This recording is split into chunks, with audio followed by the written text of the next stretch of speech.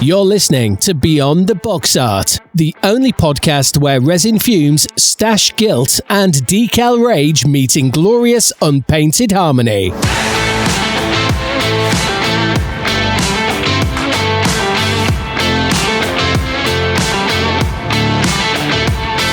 Hiya BenchMates, this is Beyond the Box Art, the official podcast of the International Plastic Modelers Society UK.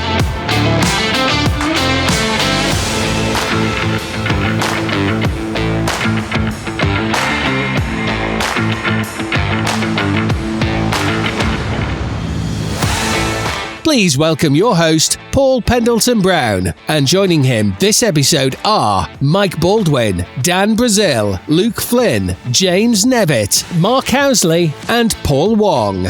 And we are joined this episode by Matt Irvine, ex-BBC Special Effects, and Scott Taylor from the Scale Modelers Supply in Australia. Hiya BenchMates, and welcome to episode 12 of Beyond the Box Art, the official podcast of IPMS UK, supported by Ammo by Mick Jimenez, Face Hanger Resin Accessories, and our latest addition to the supporters family, Fishcop Model Company.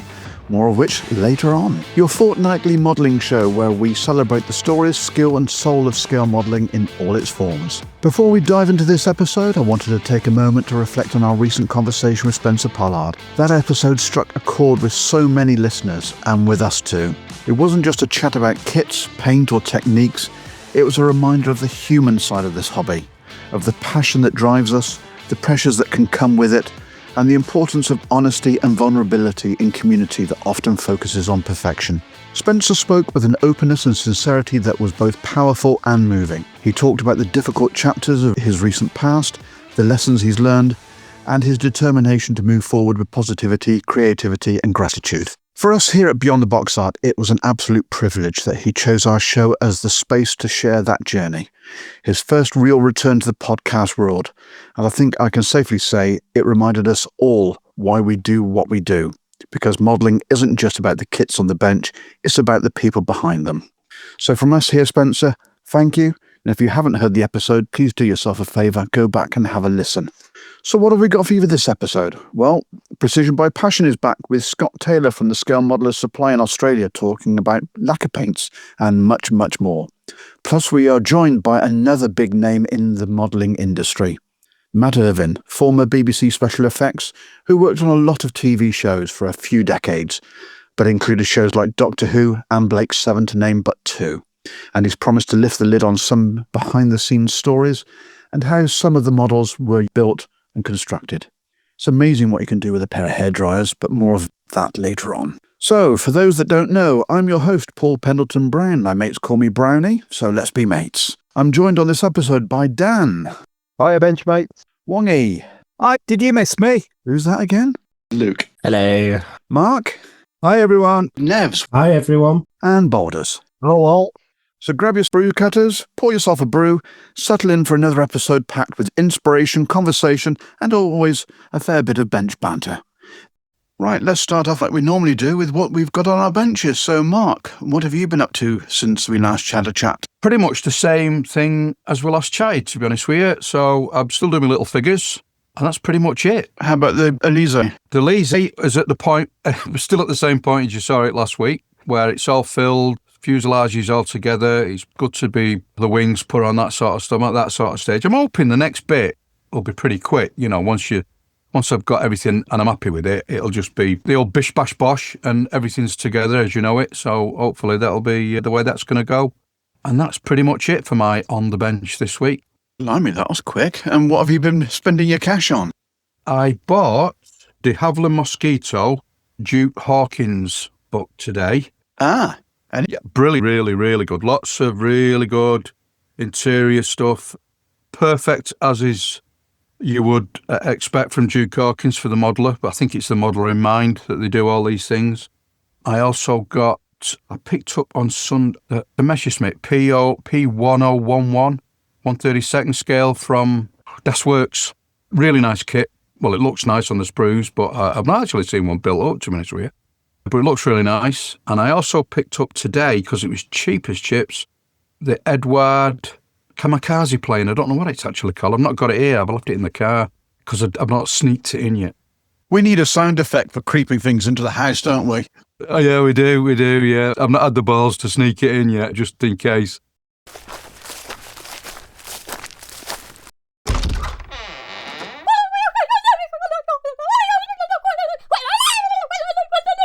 Busted! But yeah, it was 25 quid, and it's a nice little 148 thing. And again, one you'd love it because it's very few parts. I think it's 3 sprues, and very simple. So yeah, that's been my I had a trip over to Element Games to pick up some paints and stuff, washes mainly. I wanted some of the flesh coloured washes for these little figures I'm doing, and that's it. And I haven't tried them out yet, so I don't know how successful they're going to be. So it's one of them things where, you get it home and you think, right, okay, let's get on with it. And then next thing you know, something else gets in the way. And so there we are. Okay, Mark, thanks for that update. Dan, what have you got on the bench? Well, hold the horses, everyone. I have finished a model. The little Tamiya 148 M5A1 Stuart is done and ready for display, which I'm really happy about. I have to say, I've enjoyed it a lot. It's been a great little kit. And I've already started the next quarter scale one from the stash, and that's the Tamiya Soviet KV-2 tank, which is a great big slab-sided hulk of a thing that the Soviets used. On it, I've had to have a go at doing the stippled metal texturing. Oh, right. Okay. That sounds good. Because it's flat plastic. So there's a few ways that you can do it. You can use, if you don't want to spend the money and you've already got it in and you've already got it on your bench, you can use Tamiya Extra Thin, where you keep layering it on, soften the plastic and then stipple it. But I've got in the toolbox a pot of Mr. Surfacer 500 and it's perfect for doing. So what tools do you use to stipple it? A manky old paintbrush is all you need. Oh, right. Okay. Get it on and then leave it and let it just start to dry and then start stippling it with that. Don't worry too much if the stippling is too proud, so to speak, because once it's fully dry, just go over it with knock it back. Like a 400 grade sanding stick, and that does the job. So yeah, that's the next one on the bench. And obviously this one, I'm adding photo etch, like mudguard brackets and bits and pieces like that, because in 48 scale, they're not great out of the plastic. And I did try the Ammo Ultra Glue, which is fantastic. It's strange, isn't it? Because it sets a lot quicker than what I thought a PVA-based glue would. Yeah.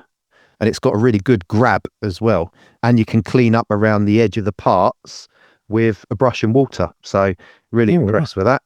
It's a lot easier than using CA. I think so. The first one I did try with CA and I caught it and it actually pinged off. You're not supposed to do that. I know, but the Ultra Glue has got a bit of flex to it. It can obviously take that, if you do accidentally catch it. That's what's been on the bench. And I went to a show on Sunday, me and my son and all of my West Norfolk crew. We went to the Brampton show, IPMS Brampton, which is in St Ives in Cambridgeshire, not the other one.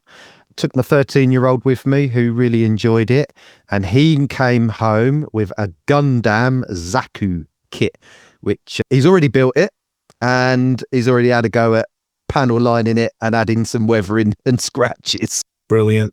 While we were there was a flyer for something called the Gundam Convention. It's called Day of the Gundam on the 11th of July 2026 at the Leicester Tigers Rugby Stadium.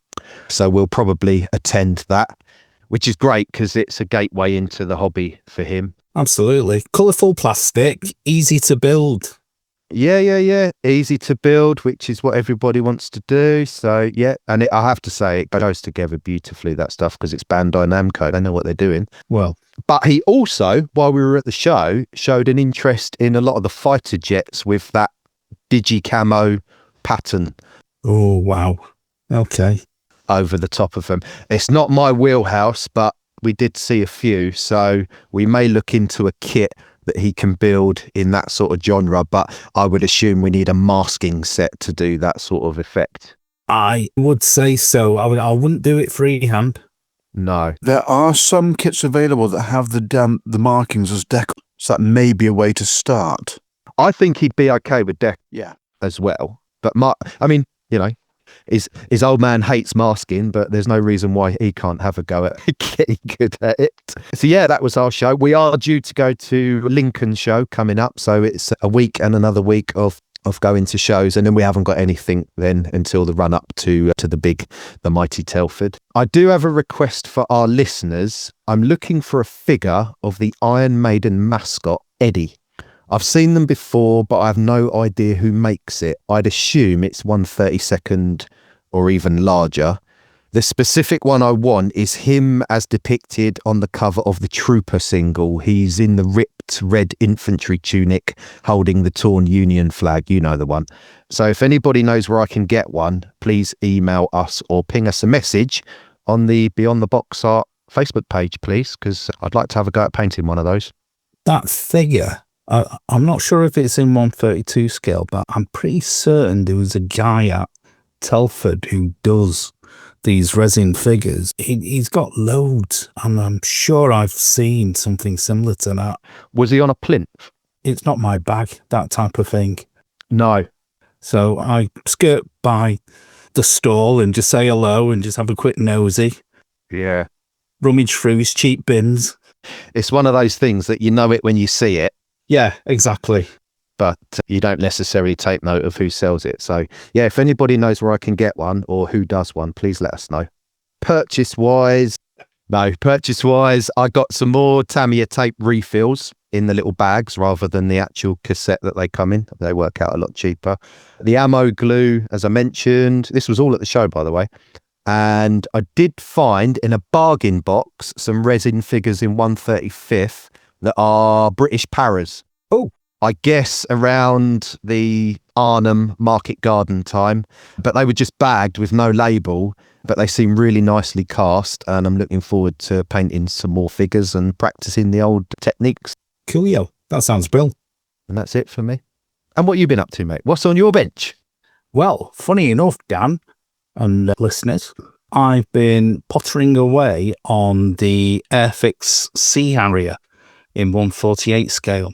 So obviously it's a kit of few parts, about 80 odd, but I've increased the parts total because a lot of the items on the kit needed either rescribing or there was bits missing, wing fences not quite there. So I've been pottering with that and just putting all these things back in. And as of now, as of this recording, it's all painted. It just needs a gloss coat, decals on, and all the little bits, all the sub-assemblies going onto it, and that's done. And then I'm back onto HMS Sheffield for getting it done for Telford, basically.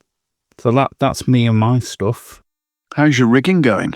I've not started it just yet because I'm still in the paint process. One of our benchmates emailed in, and that's Leo from Munich. And he was asking the question about the rigging on HMS Sheffield. So at this moment in time, HMS Sheffield will be going into paint. So as soon as I've done that, Leo, I will be doing the rigging and I'll take some pictures and we can post them onto our website so you can have a look there. So I'll take lots and lots of photos. Silly question, but should rigging be painted or do you always just leave it as is? Some of it is and some of it's not. It depends. You can get those rigging easy line and there's I can't even pronounce it. Mike, what's it called? Vita, is it? Or something like that? Ushi van der Ross and stuff. Yeah, that's the other one. That's what I've got. That's what that is. And you can get them in different thicknesses. 0.1 mil, 0.3 and 0.5. Yeah. So depending on the scale of your ship or aircraft, aerial or whatever, you super glue one end and you stretch it out and super glue the other end and snip it off. And that's as easy as it is. But if you stretch it, it goes finer. Ah. So you put a bit of tension to it, it will go finer. But if you're doing multiple rigging lines, just be careful that you don't overdo it, because you don't want them all different thicknesses, if you see what I mean. Makes sense. So what do you use to secure? CA and accelerator? I just use a little dab of it and it just goes straight on. Okay. So you want an instant grab, really. You don't want to play about with it. No. So, Leo, I will be taking photos, and I think we've got your email address. We'll send an email back to you. How's that? Okay, so that's HMS Sheffield. In terms of other builds, I do have a few things which are on the bench, to the side of the bench, not on the bench, and that's geared up for the January show, the Bolton show, the now world famous Bolton show. Recommended by Spencer Pollard. As recommended by Spencer, yes, the best UK one-day show. I love that word, the UK one-day show. Can't stretch it to 2, but not that good. I've got a couple of things in the background. I'm keeping it top secret at the minute, but just to let you know, it's a Tamiya build. So I'm keeping stum on that one. In other words, the missus doesn't know how much you spent on it. No. Right. But it is quite an expensive kit, and it came out of the loft, should we say. Right. Which model shop was that precisely? I'll give you the background to it. It was bought by my auntie, God bless her, who's passed away since, and a long time ago. And this is back in 1984. Before your time, Dan. I was 1 year old there, sir. Well, near your time. Yeah. There you go, mate. Well, before my time, I was born in 86. Well, there you go. So it was 1984, and it was from a model shop in Hong Kong. Plenty of model shops out there. It was a Tamiya kit. I'm not going to say what it is, but let's put it this way. It was that big, it actually went in as hand luggage on the aircraft coming home. Okay. And I bet the quality of it is probably better than some stuff that's being made now. Let's put it this way. I don't know if I'll do it justice, because I did start it around 85 to try and do it. And unfortunately, my skills weren't brilliant then. It just stayed in the loft. I mean, it's part built, but I'll have to strip off some of the paint. So, which leads me on to that other bit. So what did you buy then? Well, funny enough, I took Mike's advice and I bought that paint stripper, the VMS. Yeah, I think it's called VMS 3 or something like that. And it strips off anything from enamel through to acrylics. There is VMS. Yeah, there's a VMS 2, which will only do acrylics. But Mike recommended go for the bigger one. That's it. 3.0. Yeah, 3.0. So I bought that one because I need to strip off some paint. The other one I bought is some burnishing fluid from Mr. Mig. So I've got that one. So I'll be playing with that one over the weekend to try and get some of the etch to actually hold the paint. Because I did try spraying some etch the other day and it just rubbed off. The paint rubbed off. So it didn't quite hold for some reason. So hopefully the etch will burn it a little bit, and the paint will hold. But I did read somewhere years ago that I'm sure, I don't know if I read this right, but there's a fella who used a lighter on the actual Mel just to change the colour of it. And then that particular thing would hold. Was that to anneal it? Yeah, that's the word. You can tell I never did metalwork in school. It would work. Well, if you put a lighter to wood, you know what's going to happen, don't you? Oh, look, there's a fire engine.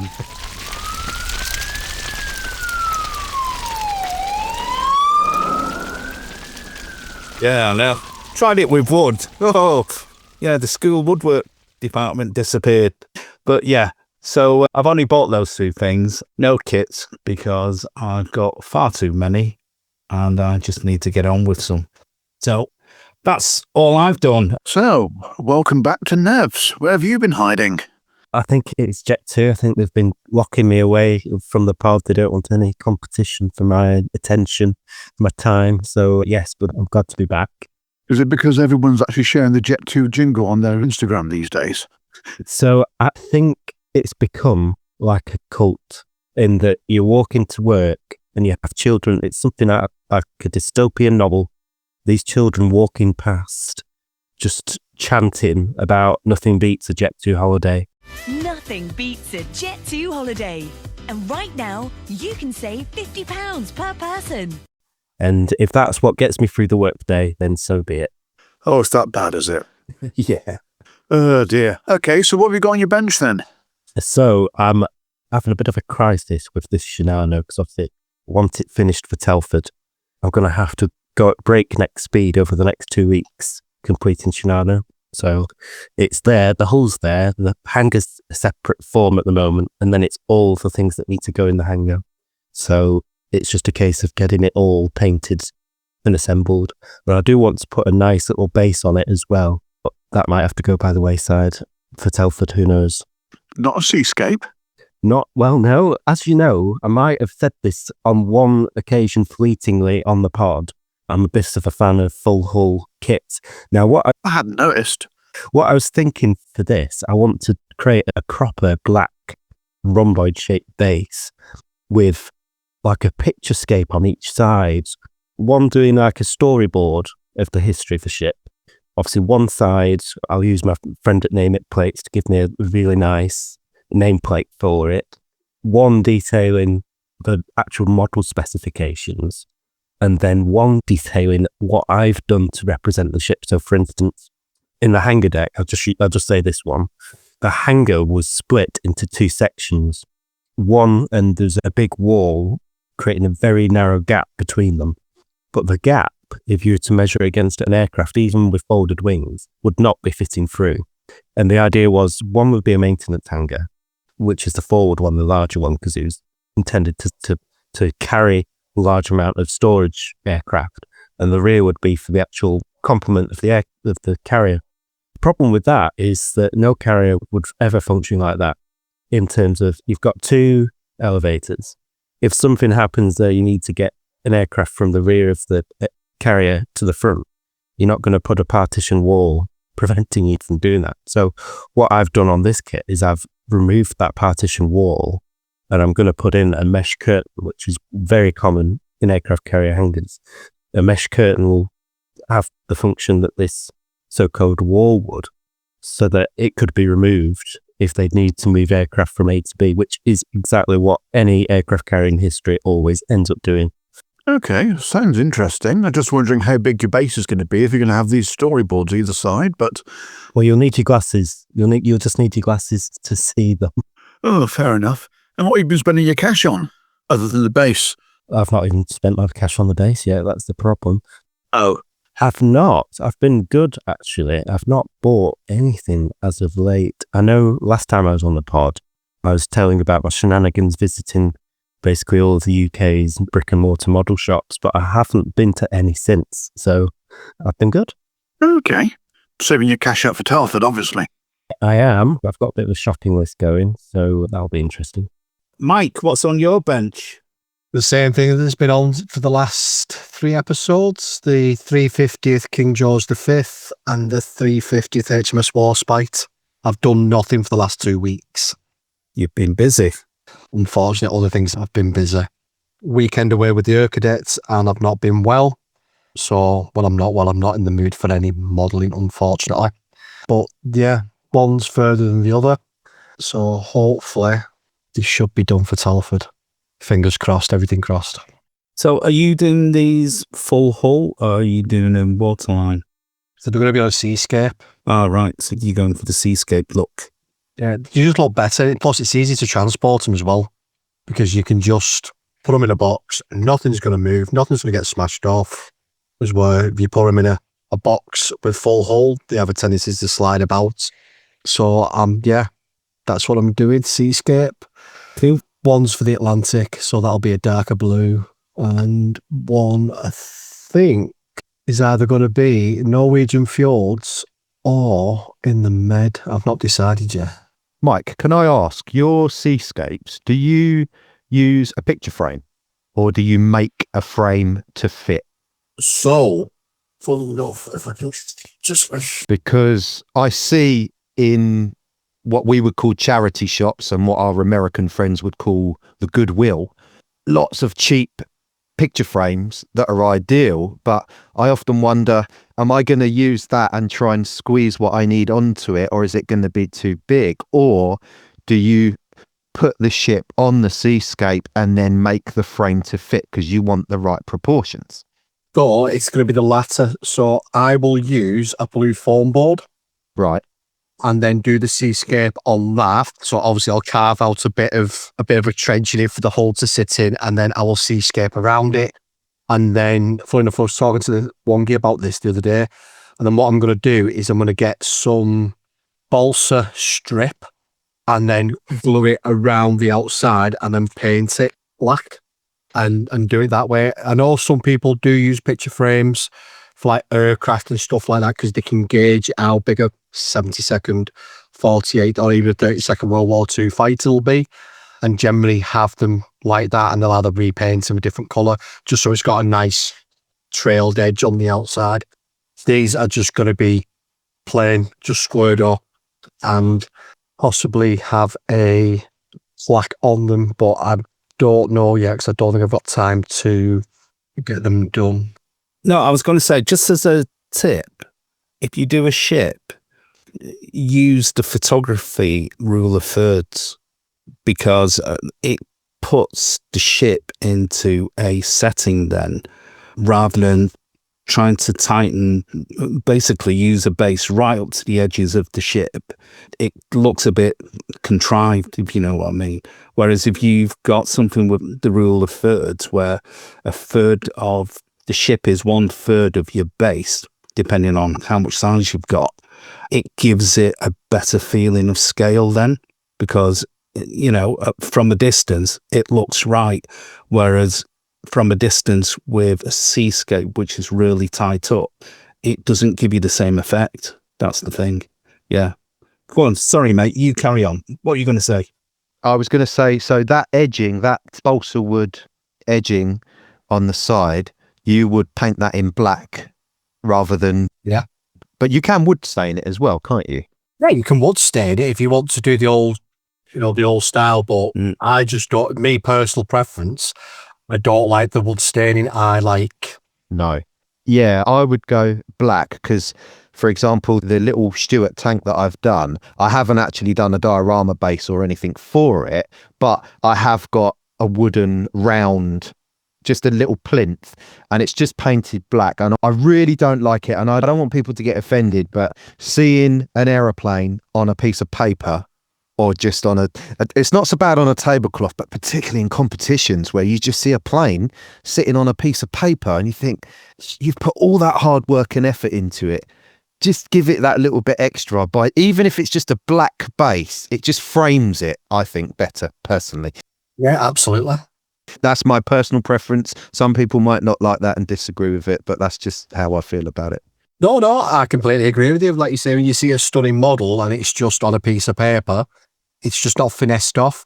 Now, I have seen some in competitions where they've used a mirror and put the aircraft down on top or whatever it is, so you can see the underneath, to see all the weathering, like especially if it's a Phantom. Everybody knows an F4 Phantom underneath is dirty. It's full of oil, full of grease. And it just shows you that bit. So I know there's been a little bit of controversy on Yeah. people picking models up in competitions. Never touch. And then looking underneath. To be honest, I think if somebody touched mine, if I'd put blood, sweat and tears into it and I saw them picking it up, I don't think I'd be happy, in all honesty. The pictures which seem to be doing the round for our competition in the States, it does say in the rules of that competition, and I think it was Rule 1, that the models could be picked up by the judges if they wanted to have a look. Now, if you don't want it to be done, you could actually put down on your form that you didn't want your model picked up. But it seems to have actually caused a bit of a storm. The IPMS USA Nationals, the rule is they are not picked up, full stop. But that hasn't rattled down to individual competitions held by organisations in the States. And the rule for that particular competition the photographs were circulated from, it was either Rule 1 or within the first few rules, I can't remember exactly which one, but it does state the models could be picked up unless you specifically said otherwise. But if you can't judge a model by looking at a 360 view of it and getting an idea of the quality of someone's work, if you can't judge it by just looking at that you feel that you need to pick up and upskirt a model I'm sorry, I think that's not right. Yeah. The one in question was a vehicle, and apparently they used a torch to look at the bottom of the engine to see if it had been built correctly, if it was all wired correctly and stuff like that. Now, if I remember correctly, there was a controversy last year, and I'm sure, in fact, I'm not 100% sure, I'm going to change that was at the Nationals when people were picking up armour and looking underneath. Now, one of the controversy... That was a couple of years ago now. Yeah, a couple of years ago, because somebody hadn't painted the bottom plate of the tank. I never painted the bottoms of it. Yeah. And left it red. Well, they left it red. Now, if real things are built, 19, I'm going to say paint on that, just leave the rust oxide primer on it. But again, it's obviously a sore subject. The IPMS UK don't pick up models. They will look around. If they need to look underneath, they will use the camera to get a better angle just to see underneath. But yeah, they would never, ever, ever pick up a model. Every show we go to, every single club that's displaying or SIG, what does it say? Please do not touch the models. And if you have to move someone's model, that's different from picking it up and holding it 5 or 6 feet in the air with your hands. The chances of breaking something greatly increased. And on a car model, and I guarantee if that car is in a competition, given some of the quality of the cars that I've seen in competitions, the polished finish on them is absolutely stunning. Something I can only dream of getting to. Someone's put and I tell you what, it must take hours and hours to get a polished surface. And then someone comes and puts their hands, their fingers, after they've had lunch or whatever, all over that surface. It's so disrespectful. I really just think it's disrespectful. I think you're right, Dan. Plus the fact you will have the fingerprints of the said person on it. That rattled my cage when I saw that. It also boils down to as well, if they dropped it, who's liable for paying damages? Is it the club that's hosting it? Because if you've spent, now I know people who build cars and I know a very good one who does the motorsport and F1 SIG, and they can spend 3 times more hours doing a car than what we would do on an aircraft. So, if it was, dropped and smashed and everything else, who's liable for it? But is this a judging criteria thing? So those guys that are looking at that vehicle, like I say, I go back to we'll look at it 360. You can turn it if it's on a base or whatever, or even if it's on a piece of paper, you can just slide the piece of paper around, look at that model, get down, get close to it, and say, if this guy's finish is this good here, what are they doing? Are they looking for fault? Yeah. So are they looking for the negatives? They're judging the negatives. Obviously, they will do, because they'll be looking to mark it down. So obviously there'll be a point system. But why can't they just have an acrylic tube, like a piece of acrylic square for the car to sit on? And the dentist mirrors that you can get that full extend out with a angle? Yeah. Why can't one of them to look underneath? There's all different ways. A model should not be touched unless that is that person. It's their model that can pick it up. Yeah. What another option would be, they've got a piece of paper there with a person's name on it. How much time does it say, look, we'll put this one on ice for a minute. We'll go and judge some others. We really want to, if we think this is worthy of a first place or a gold or whatever the judging standard is, why don't they say, let's give a call out to this person, just get them over and say, look, we want to judge your car. Do we have your permission to just pick it up and have a good look underneath, so to speak? And that person, if it was me, I'd go, yeah, it's fine.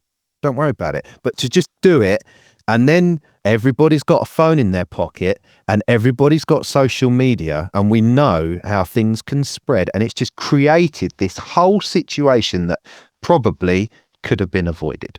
I think at Telford, people's names aren't on it. When you enter into the competitions in Telford, you just get a number. Yeah, but the only person who knows who they are is the competition secretary, because when you go onto the online page and register, you have to put your details in. Yeah, absolutely. They're given a number, they write down, so they go down and say, yep, they write it down, and then they judge blind. But if there's ever an issue or they need to have something checked, they will then try and get hold of that person to come in and say, can you move this so we can look at it? Going back to something more topical, so you're still working on your ships. What have you bought? Nothing. Sweet Jack Nora. Well, that's good, isn't it? Saving your pennies for Telford. To be honest, I don't think I'll be buying anything at Telford. There's nothing in particular that I need. We'll just make a note of the time in this part of the episode where he said that, and remember what actually happens on the episode after Telford. Don't forget my other half's coming with me, so she will know. Oh, and hang on. She's coming over to the show or just going to the actual... No, she's going to come and have a look. Oh, right, okay, very good. And that she did it last year and she enjoyed it. But obviously we're down for the full weekend. So the Friday I'm going to be obviously busy with the setup. Saturday, everybody's going to be coming with the models, get it all arranged to a very presentable order. And then Absolutely. I will be dotted about here, there and everywhere because I need to find a few more traders for the show in January because we've had some, unfortunately, I've retired. That's inconsiderate. Oh, that's a shame, isn't it? Yeah. I know, how dare they retire? Yeah, can't retire. So I need some young blood, see what we can drum up there. And then I might get a chance to actually have a look because I don't know yet if I'm judging. I'm on the list for judging, but I just don't know yet. It's not been fully confirmed. So knowing me, it'll be confirmed the night before. So it's just one of them. I've just got to wait and see. And to be honest, Francis will more than likely be buying. All right, okay. So Francis will be running over to me saying, Wongi, I've just seen a 1/24 scale Harrier for 15 quid. Are you interested? And by the time I get to where you've told me it is, it's gone. Gone. Yeah.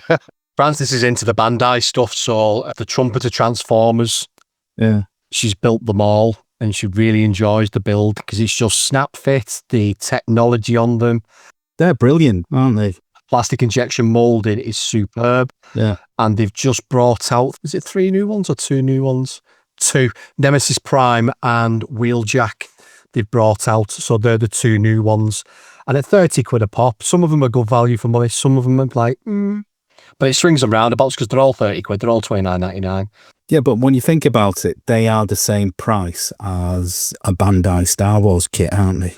Really. In fact, they're a bit cheaper than that. My son's built 2 of them and he loved them. He really did. He thought they were great. And they're, from what he does, they're posable as well. Yes, they are very posable. Very, very posable. They're just the technology because they're not painted. It's all plastic injection. So the wheels that are on like Bumblebee, for instance, they inject the silver and then inject the black straight away. So it forms the wheel and then they inject others on top of it. That is some technology, isn't it? Yeah. So it's just some technology because when I spoke to the importer, it was make or break for Trumpeter apparently with this technology. If they could get it to work, then it was going to be superb. If they didn't, then obviously it was a massive financial hole that we'd have to recoup. So I think it's worked then, hasn't it? Oh, absolutely. They're absolutely stunning. Yeah. You know, super detail, the eyes, you know, all minuscule detail, but they're not painted. We saw lots at the ModelWorld live show because we displayed there and my son was building his while we were there and lots of kids with parents were saying, where did you get that from? Because it's Optimus, because it's Bumblebee, they know who these characters are. And then what was quite heartening was 20 minutes later, you see them and they walk past and go, I got one. Yeah. That excitement, you know. Birmingham. Yeah, that was at Birmingham, yeah. I had them on display at the Bolton stand. Ah, Right. Yeah. 3 that Francis had done, they were in pausable positions. So there were 2 Decepticons. Yeah. One was Blitzwing, and I can't remember who the other one was. And then Bumblebee was in the middle, giving him an absolute bashing with his... Yeah. But seeing kids with them and getting genuinely excited about getting home and building them, and actually seeing my son there putting them together at the table, they make that connection. You know, I can do that, and that's great. You know, So it's got play value with it. oh yeah, you can.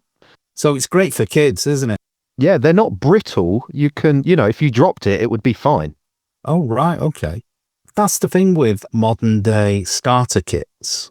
I mean, let's face it, Airfix have done something quite good with their starter kits recently, as opposed to rebashing existing kits and then chucking some pots of paint in there.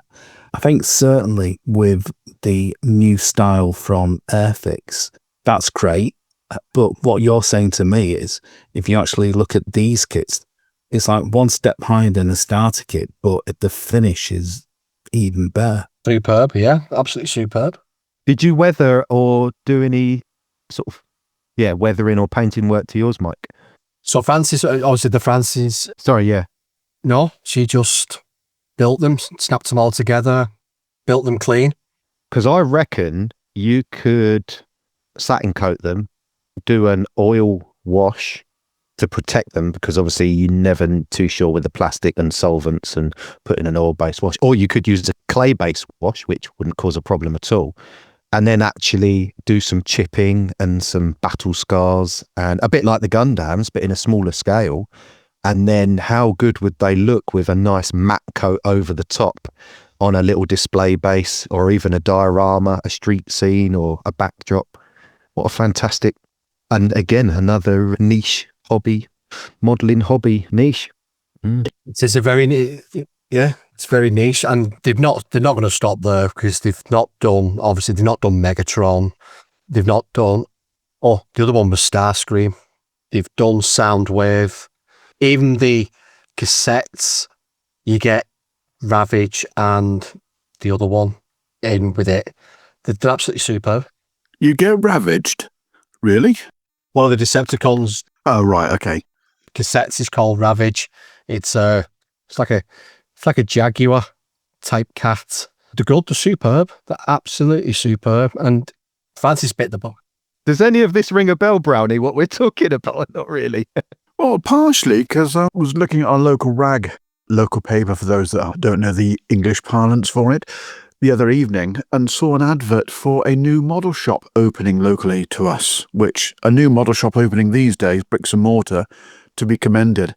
It's in a town called Warrington, which is not a million miles away from where we are, and the shop PM store is basically Gundams, and they've got lots of paints, accessories, tools, everything you can think of for actually building Gundams. They've also got some kinetic models and other stuff as well for general model building. But, you know, someone actually coming out and opening a store these days, really to be commended. But have a look at their shop online, pmstoreuk.com. It gives you an idea of what they actually do. But Stanley, who owns the shop, has also got a store in Hong Kong. I do know that there is a pop-up Gundam shop in London at the moment. It's a temporary one. It's not going to be there forever. I think it's in Camden Market, but I'm sure if BenchMates will Google, if Gundam is your thing or you're interested in finding out some more about it, if you just Google Gundam pop-up store London, that's obviously London, UK, not in Canada. And the store is there, and definitely worth a look if it's your neck of the woods. And while you're in London, there's plenty of other places, model shops and whatnot you can visit. Yeah. Seems to be a very growing popular thing at the minute. When I take my excursion trips back to Hong Kong, every model shop you go in there, it's wall-to-wall Gundam, or it's Tamiya kits, or it's Trumpeter kits. I've got an interesting one for you. So I was looking on Facebook, was it yesterday? And somebody has designed a CNC machine, a bit like a 3D resin printer, so that you can produce metal stuff. That's interesting. A metal CNC machine. metal CNC machine. So looks like a 3D printer and it mills anything you want out of it. So I was like, ooh. Interesting. A lot of people will be able to design their own undercarriage and mill them out themselves. That would be very interesting. I just had a different thought then. And tracks. Oh, no, you'd 3D print tracks, wouldn't you? Well, no, but you could CNC if you wanted metal tracks. Now, I know a certain company, I'm not going to name them, they use white metal. They're an absolute disaster for drilling out. I have pricked my finger more times than a pub dartboard, and I would never use them again. They look fantastic. I've done 2 tanks, I've done a Churchill, and I've done the Tiger 131.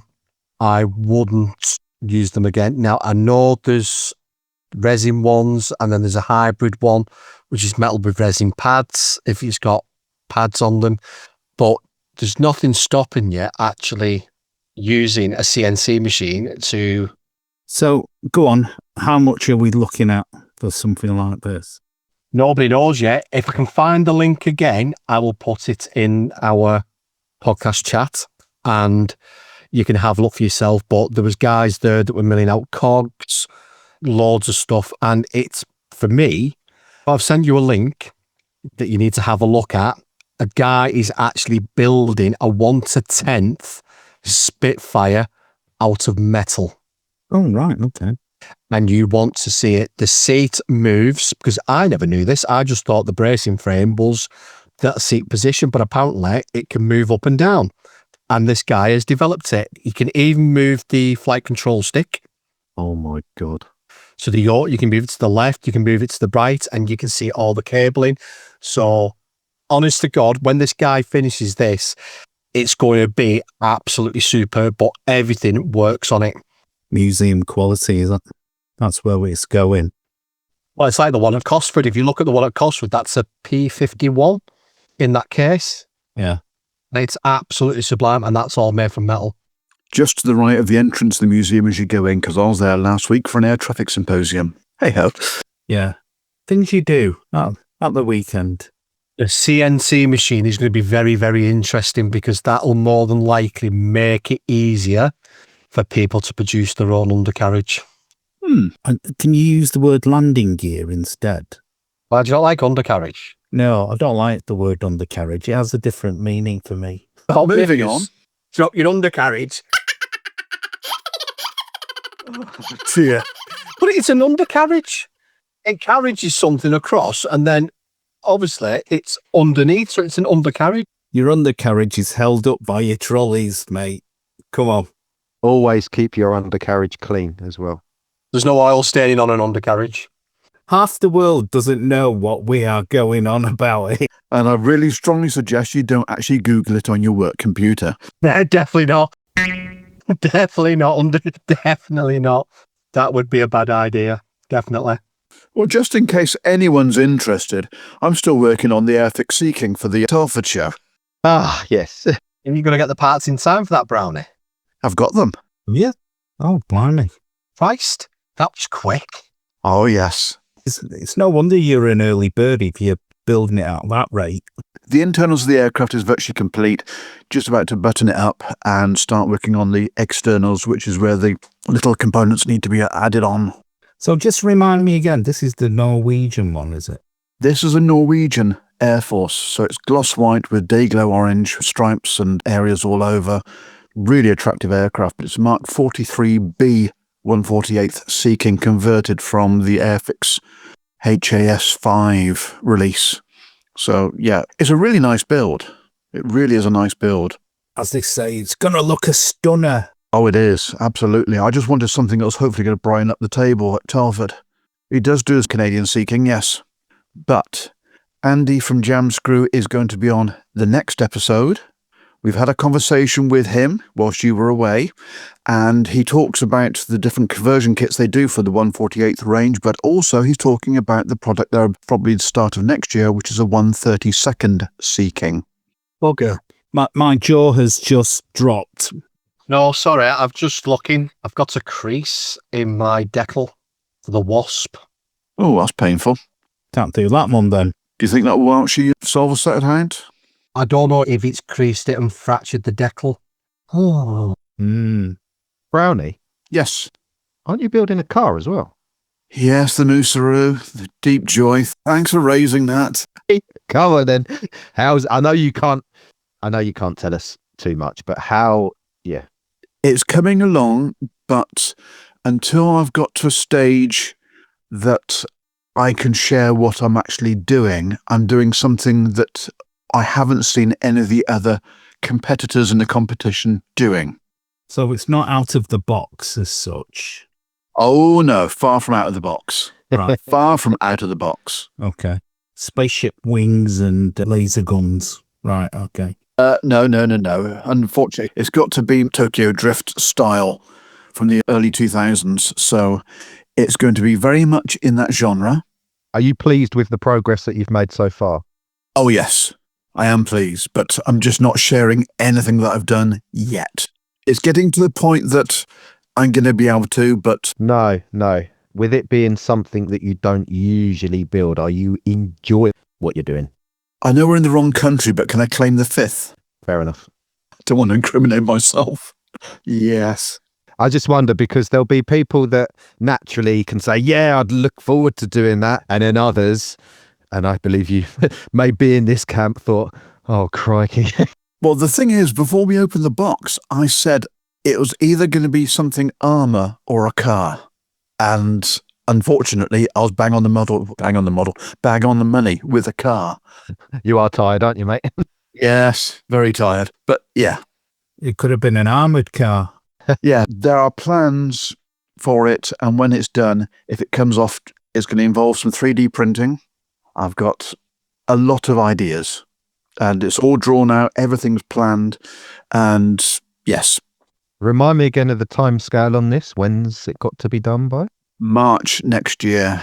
Oh, bags of time. Yeah, I know. The trouble is at the moment, editing the pods, trying to build the stuff for Telford, trying to build the stuff for Bolton. I haven't built a model for myself for months. Yeah, I know what you mean. It's one where the pressure can be too much. Yeah.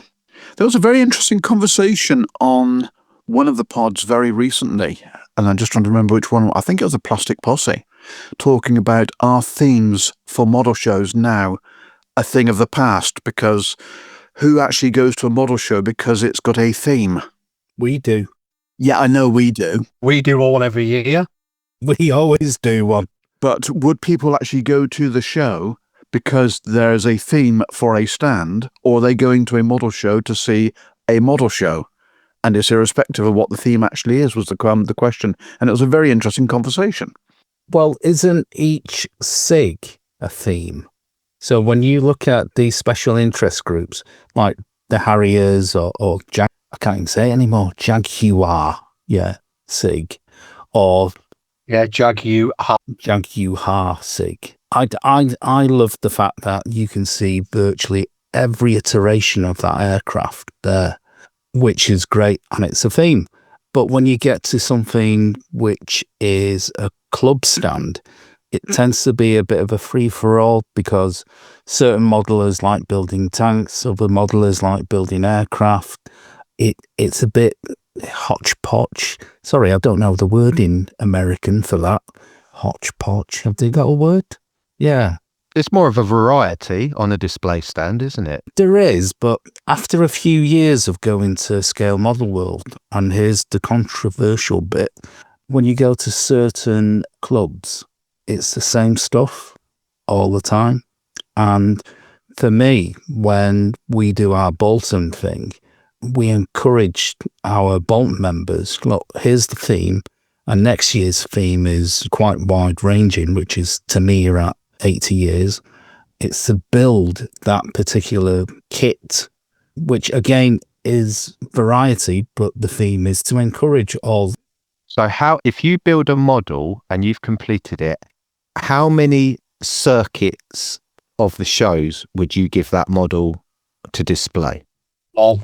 Mike does one, I would do two, and that'd be it. Might sound just one. I'll retire them. I would rotate it. So if I was doing like the King George V, obviously that would be at Telford. I would rotate that round till next November, and then it'll go away. It doesn't say that it won't come out again, but in a few years' time, I'll probably give it 3 or 4 years, and then it'll possibly come back out again. But I agree with Wonga that there are a lot of models out there that have been there and have been continually going around the same circuit for years. And you can see as well where they've not travelled well. Things are starting to look a bit displaced. The colours are starting to go a bit odd. The major one is dust. The dust on them. I was just going to say, there is nothing worse than seeing a really dusty model and you think, come on, man, just give it a clean. That's why I don't like building aircraft with the canopies open. I would prefer them shut because it stops getting dust inside the canopy, because obviously dust attracts to models no matter what. Listeners will probably go nuts at this, but mine generally have a shower once a month. Do they? Yeah. Oh, blimey. Shower once a month. Hurricane will go in, and obviously it's only dusty on top, and I'll just switch the shower on, and it's just a rain effect, and you can just see it all coming off, and it just flows away. And then just leave them to dry. Dries perfectly fine. Nothing happens to them. None of the varnish comes off. None of the decals come off. Everything's perfectly fine. But for me, it's a bit of a thing that if I was going to display a model, it needs to be cleaned before it's put on the table. Yeah. Mike, do you actually have a shower in the shower at the same time? No. Just wondered. No. Now, if I was in the bath with King George V, then I'd probably be playing battleships in the bath. Yeah. Like I did when I was a kid with the Airfix 600 series, where you'd have Bismarck and HMS Hood. I had HMS Ajax in the bath with me when I was 7. Nobody say up Periscope, for God's sake. Would be worse. You could have sat on it by accident and ended up with a funnel up there. Torpedoes away! Torpedo locked on deck.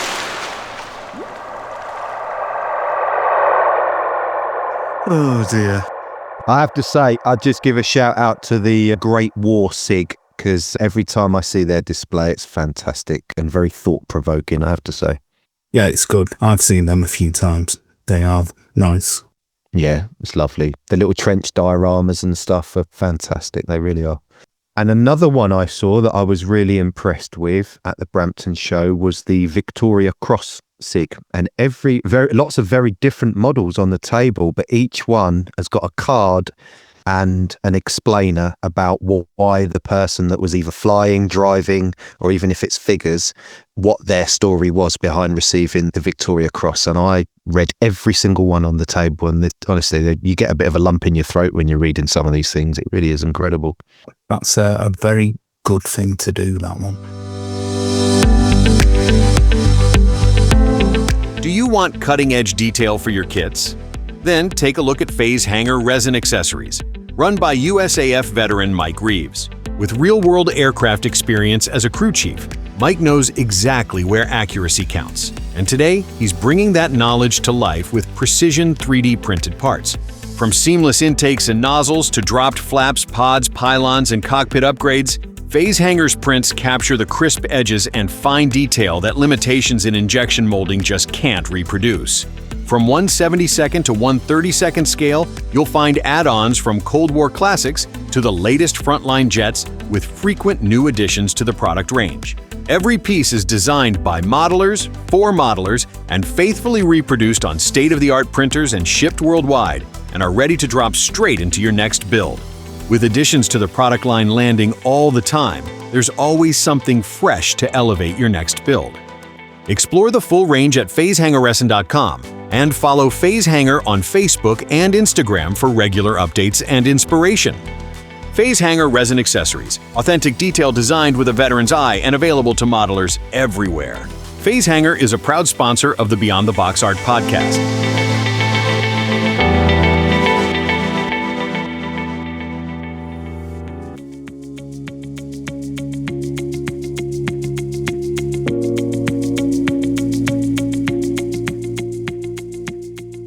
Brace yourselves. It's the Stash Inflation Report, the segment where wallets weep, self-control collapses, and new releases thunder in like a tsunami of temptation.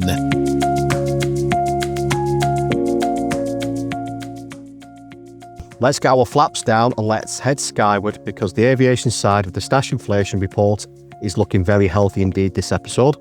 Plenty of new plastic incoming for those who like their subjects with wings, props or afterburners. Armour Hobby are back with another stunner, the Dallas-built P51K Mustang in 72nd scale. This version swaps out the propeller and the caliper from the standard D model, and you get 3 cracking marking options, including one that's bound to tug on the nostalgia strings for the long-time Mustang fans. Expect Armour's usual superb surface detail and engineering. This one is an instant pre-order for many. Next up is Models Fit with a 72nd Dassault Mirage 2005F in ZSU service. Models Fit continued their march into the modern jet with the Mirage 2005F, complete with the Scalp EG/Storm Shadow missiles under the wing. Inside the box, there's 213 plastic parts, cartograph decals for 3 schemes, a neat photo-etch fret, and even adhesive masks to make the canopy work a bit less stressful. If you like your French jets, sleek, pointed, capable and causing sonic booms, this one's for you. Swad latest limited edition brings us 2 for 1, the Kitty Hawk Mark 1A, which is a P40E, and the Kitty Hawk Mark 4, which is a P40N, in a single dual combo boxing. Expect all the bells and whistles, multiple marking options, crisp moulding, photo etch, masks, and more detail than you can ever need on a P40. Perfect for the desert or the Pacific Theatre fans, it'll look brilliant side by side on the shelf. From Azure, now this one's definitely left field, not 1 but 2 boxings of the Martin Type 166 flying boat from Azure. Both in 72nd, both absolutely packed with character and both with some fascinating pre-war and wartime Dutch schemes. The first boxing gives you the bright pre-1940 yellow and blue options, right through to the captured examples in Japanese hands, complete with markings like Jiminy Cricket and Grasshopper. The late version continues the story, including one machine that escaped to Australia in 1942 and the other that ended up serving in the Thailand post-war, still showing the ghost of the Japanese roundels under the paint. If you like your aircraft obscure, colourful and with a proper story behind them, these are the ones to grab. Airfix dropped a bit of a bombshell, literally, with their surprise announcement of the new Mosquito variant. This kit includes 21 brand new parts, allowing you to build late war and post-war versions, including the bulge bomb bay with the legendary 4,000-pound cooker, a target towing winch and interior detail upgrades. The 3 schemes are included, showing the Mosquito's evolution from the B-16 at RAF Whitton in 1944 with the classic wartime bomber, the B-35 flown by squadron leader Rupert Oakley at Hems in 1950, and the TT-35, the bright yellow and black target towing version that survived into preservation. If you've already built one of Airfix's new tool Mozzies, you'll know what to expect: lovely fit, crisp detail, and an excuse to buy another one. Next up is from Micromere. Now this one is something truly offbeat, is the Blum & Voss BVP 193, a design that never made it off the drawing board. It was intended as a next-gen Stuka replacement with a pusher-prop layout and a variable incidence wing. I'm going to start that again because that word just threw me off. Now there's something truly offbeat from Micromere, the Blum & Voss BVP 193, a design that never made it off the drawing board. It was intended as a next-gen Stuka replacement with a pusher-prop layout and a variable incidence wing, a bit bonkers even by wartime German standards.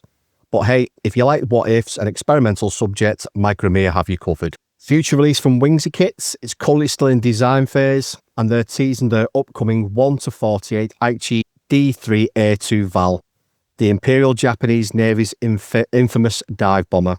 Given their recent track record with fit and finesse, expectations are high. This could easily become a definitive Val in this scale when it lands. And finally, the head grabber, Tamiya's all-new 1-72nd F-14D Tomcat, completely new tooling, not a scaled-down clone of the 48 version, but clearly inspired by it, which means precision fit, slide moulding intakes, optional positions for the swing wings, boarding ladder, fuel probe, polycap stabilizers, and a full loadout, lantern pods, bombs and missiles. You even get 2 seated crew figures and 5 US Navy schemes to choose from. If it builds anything like the bigger brother, this is going to be an absolute gem, possibly the must-have kit of 2025. So whether you're into obscure flying boats, classic Mustangs, or Cold War cat killers, there's something in there for everyone. and quite a few that will make the stash groan a bit louder this winter. That's it for aviation. Over to Dan for the AFVs and figures now. Thanks, Boulders. Here we go with the latest armour and figures news. Starting off with something that should fit into both aviation and figures, Mitch's Military Models have just announced a pair of B-17 waist gunners, left and right side, in glorious 1/16 scale. They're available individually or as a set, and word is a limited number will be up for grabs at Telford this year. So if you're heading there, get in there early before they fly off the table. Lanmo Models are rolling out their take on the classic SDKFZ 222, the little four-wheeled scout car that never knew the meaning of subtle. Expect spring suspension, a metal barrel and a healthy dose of photo etch straight from the box. Due to hit shelves around December 2025, just in time to justify that Christmas treat for myself excuse. Next up, Gecko Models have gone large. Their 1/16 scale Marder 2 will absolutely dominate your display case, or the dining table if you're brave. It's packed with detail, plastic injection parts, a resin mantlet cover, a turned metal barrel, and photo etch details that have even the bravest modelers reaching for the Optivisor. This one's a bit different. International ACO Mark III cargo truck from HobbyLink Japan. A rugged little workhorse with Aussie DNA. It's ideal for diorama fans who want something that's not painted dungle gelb for once. Expect crisp moulding, a distinctive look and plenty of weathering potential in 1/35 scale. And to round things off, ACE or ACE Models bring us the US G7106 in a compact 1/72 scale workhorse with a rich history. It first saw action during Operation Torch in 1942, later helping to build the Alaska Highway and the Canal Pipeline. A solid little kit for those who like their vehicles small, but historically mighty. So there you go, a healthy mix of the big, the small, and the beautifully detailed. Remember, it's not stash building, it's future productivity insurance. Now let's swap tracks for waves. Nevs, over to you for the nautical. Thanks, Dan. So currently in the Starling Models proverbial dry dock is a 1/700 scale waterline kit of the Royal Navy frigate from 1968. There will be two versions of this resin kit, an early version armed with Bofors anti-aircraft guns, and a late version armed with Sea-Cat missiles. Starling are currently expecting both versions to release in November this year. They are putting to sea yet again with two 350th scale releases of a pair of Japanese, these being the battle cruiser Congo.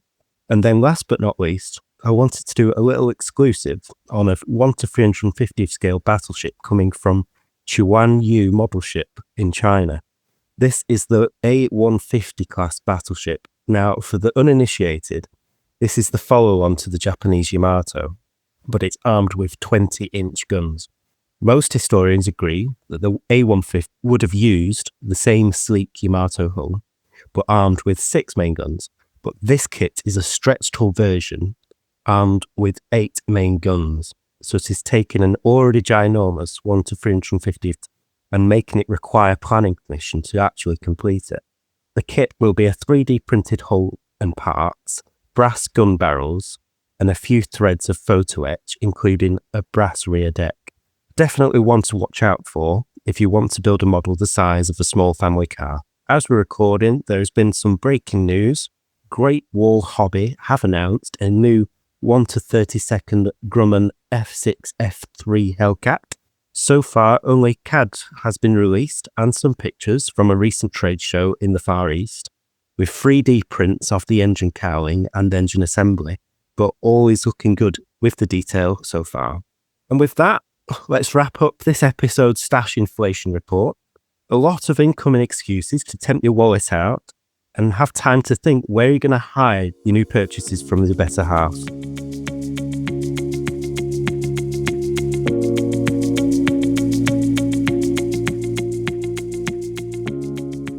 visit scalemodelpodcast.com, your hub for the best scale modelling pods, because finding great content shouldn't take longer than hunting for lost photo etch.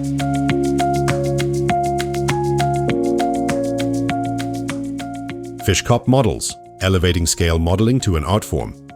Experience highly detailed 3D printed upgrade parts that bring true authenticity to your builds.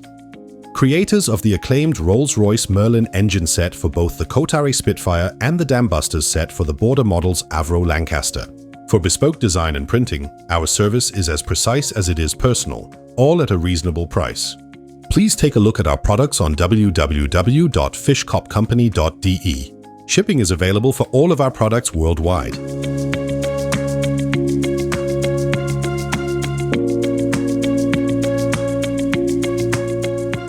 Behind every aftermarket innovation is someone who truly understands modelers. Precision by Passion celebrates those who don't just supply the detail, they are the detail.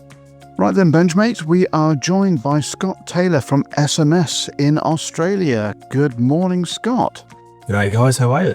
We're well, thank you very much. Okay, we will jump in with the first question we've got for you. He says, going to his other screen. So, Scott, for listeners who might not know, can you give us a quick overview of the SMS lacquer range and what makes it different from other brands? Well, our lacquer range, the thing that puts us apart from everything else is that it's airbrush ready. It's as simple as that. It's high pigment density. You can get better coverage in less coats, and it's airbrush ready straight out of the bottle. So all we got to do is give it a good shake, pour in the airbrush, and spray it at about 15 psi. Okay, and is there a recommended thinner if anyone wants to actually make it even thinner, or would you recommend just spraying it straight out of the bottle? If you wanted to add extra thinner, it's perfectly fine as well. We formulate it in such a way that it's airbrush ready out of the bottle for the majority of people. But for people who are a bit more experienced and want to change the viscosity a bit, you just need to add some lacquer thinners, general purpose thinners, if you have it in the UK, all purpose thinners. Mr. Leveling thinner works, Tamiya lacquer thinners, as long as it's got the acetone component in it, it'll be perfectly fine to use. Okay.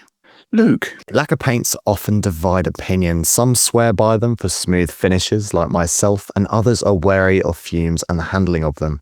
How do you approach that balance as a manufacturer? In general, all paints can be dangerous to a certain point, some obviously more than others.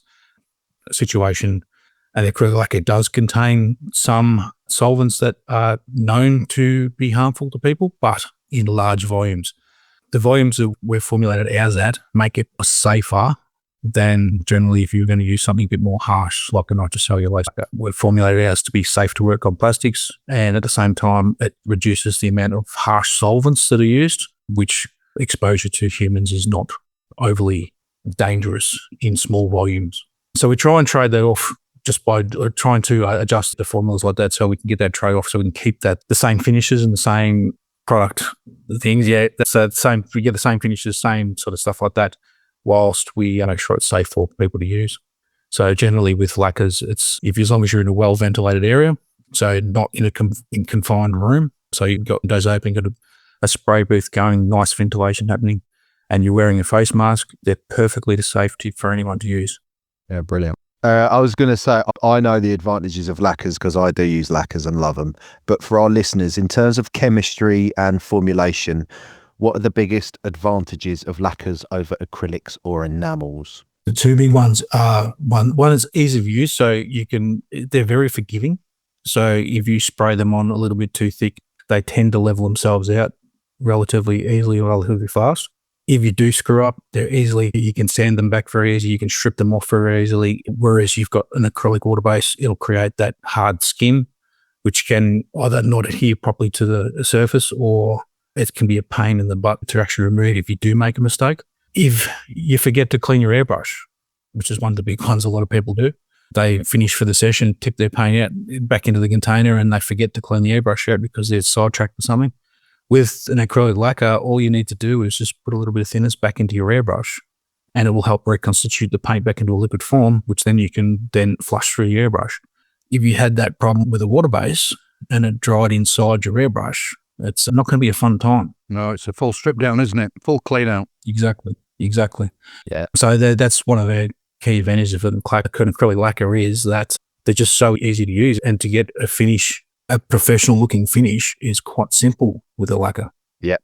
Absolutely. My painting improved the very first time I used them. And that's what I was impressed with lacquer, is that it was easy. The very first time I used it, I didn't really have to get used to it. Yeah. I've tried all different paints over the years because I'm a modeler myself. Before I did this, I've tried nearly every brand you can think of that was out 20 odd years ago.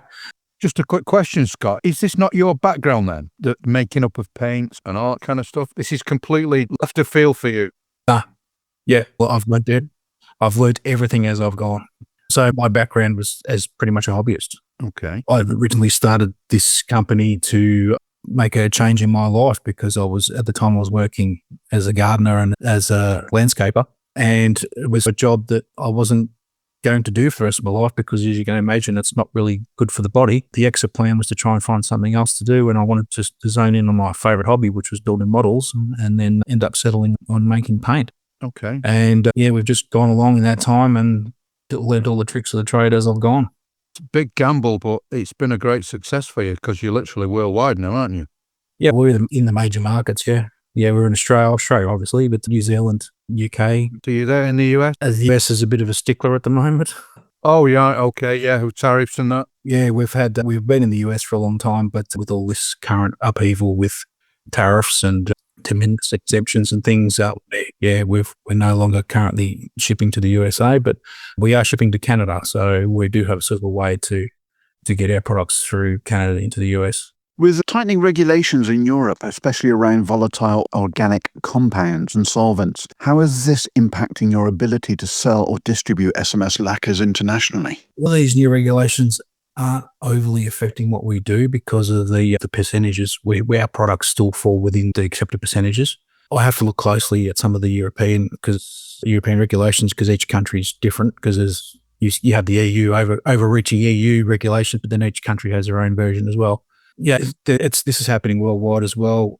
You've noticed, we've all heard recently with some of the Canadian changes that were made, which was, from what my understanding is, it's a certain solvent that's used in the propellants in spray cans. It's an environmental change in Canada regulations. So then that's what we've heard about, all these heavy brands getting banned in Canada. It's actually the spray cans, not the paint itself. I was speaking with our Canadian distributors the other day about this, and they were a bit concerned. And the actual solvent that is being regulated now in Canada doesn't fall within our product because it's not actually in our products, which is similar to some of the new regulations that are coming into place into the EU. Following on a pretty similar topic are you already working on alternative formulations or low VOC options to get ahead of regulatory hurdles in the EU market? Yes, we did have a water-based range for a while, but it wasn't overly successful here in Australia, so we pushed that to the side. But we've got new formulations that we've been trialling to see if we can bring back a water-based range in our airbrush colours.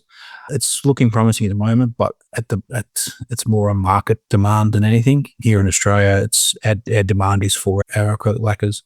Same with you guys in the UK. Everyone wants our acrylic lacquers. It's trying to formulate a new product based on this. We need to build up that demand to meet at the same time. The accuracy of colours, how far do you go get that right? Because I know that you're not on your own with the airbrush ready, as I can see you smiling there. Yeah. You've got another company, some of the colours are a bit off, should I say. In what lengths do you go to get that accuracy as close to as you can? There's different things we do. Obviously, when we're dealing with federal standards and RAL and that sort of stuff, there's a standard, so we can just manufacture that to that standard. It's common knowledge. It's public domain. We don't go down the rabbit hole of colour scaling because we like to produce the colour and then let the modeler decide what they want to do with the colour, because not everyone has the same opinion on colour, as we all know. Everyone's got modelers, you know what they're like, they can a cool bunch. Yep. Everyone's got their own opinion on what's the right shade of grey for whatever aircraft they're building. So we provide, when it comes to the formulations with FS and RAL and British standards and Australian standards, we just use the public domain stuff. But when it comes to the historical stuff, so your World War II, German, British, kind of aiming at, yeah. Yeah. So what we've done in the past is I've done myself a lot of research where I find many different varying opinions, and then I collate those opinions to what everyone thinks these colours are. Generally, it's like maybe up to half a dozen colours. shades of, say, Dunkel Gold. There was like 6 different versions that everyone said was right. So what I tend to do then is take the happy medium. So work out what they are, get the average between them all, and then we produce a color based on that. And then we don't brand ourselves as historically accurate colors. We produce our colors as a good representation of what we thought the colors would be. And then we leave it up to the modeler to decide whether it's the right color or it needs adjusting. Okay. Scott, how do you see the future of lacquer paints in Europe? Are we looking at restrictions, reformulation, or even potential bans in certain regions? I'd be leaning more towards reformulation, because you also got to think, in an industrial setting, a lot of more harsher versions, like hotter chemical versions of acrylic lacquers are used, industrial equipment, things like that. So they'd need to be changing your formula across multiple different industries to suit. So I wouldn't expect to see a ban outright, because then you're affecting all these different industries that are currently, a lot of these are changing. They're bringing in a water-based formula, or they're changing to a low VOC formula.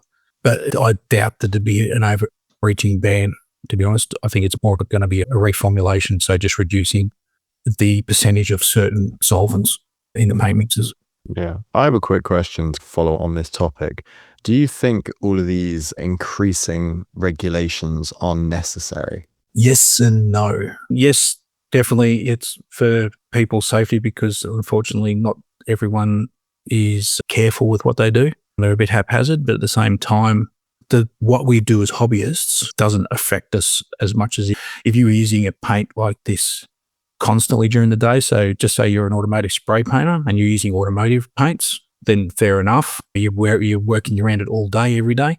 But as hobbyists, we might get maybe an hour every so often, once or twice a week, maybe, to airbrush in that sense. Yeah, it's just finding the right level of it. Yeah, exactly. Yeah, no, thanks. Can you share any behind-the-scenes stories about testing and developing SMS paints to make them safer without compromising the great performance you get out of them? Basically, the very first production run we did, we reformulated the entire lot. We got some tests. This is back in late 2015, early 2016. We got our first production materials in to test them out, and they were very chemically hot. They were very strong in the sense of the solvents and the smells. So we went through and reformulated the entire lot to lower certain solvents that we used, so to reduce that hotness, so they were able to be sprayed on the plastic without any ill effect. And then also at the same time, reducing those solvents removed the overpowering smells that were giving us headaches, and reintroduced it with a sweet smelling sort of aromatic to it to change that around. And since then, over the years, we've gradually just changed things around. So a little bit of more of this, a little bit of less of that in the formulations. So over the course of nearly 10 years now, we've got to a point where we're very happy with the safety levels for using our paints, and as well as the ease of use and the finishes that everyone can get.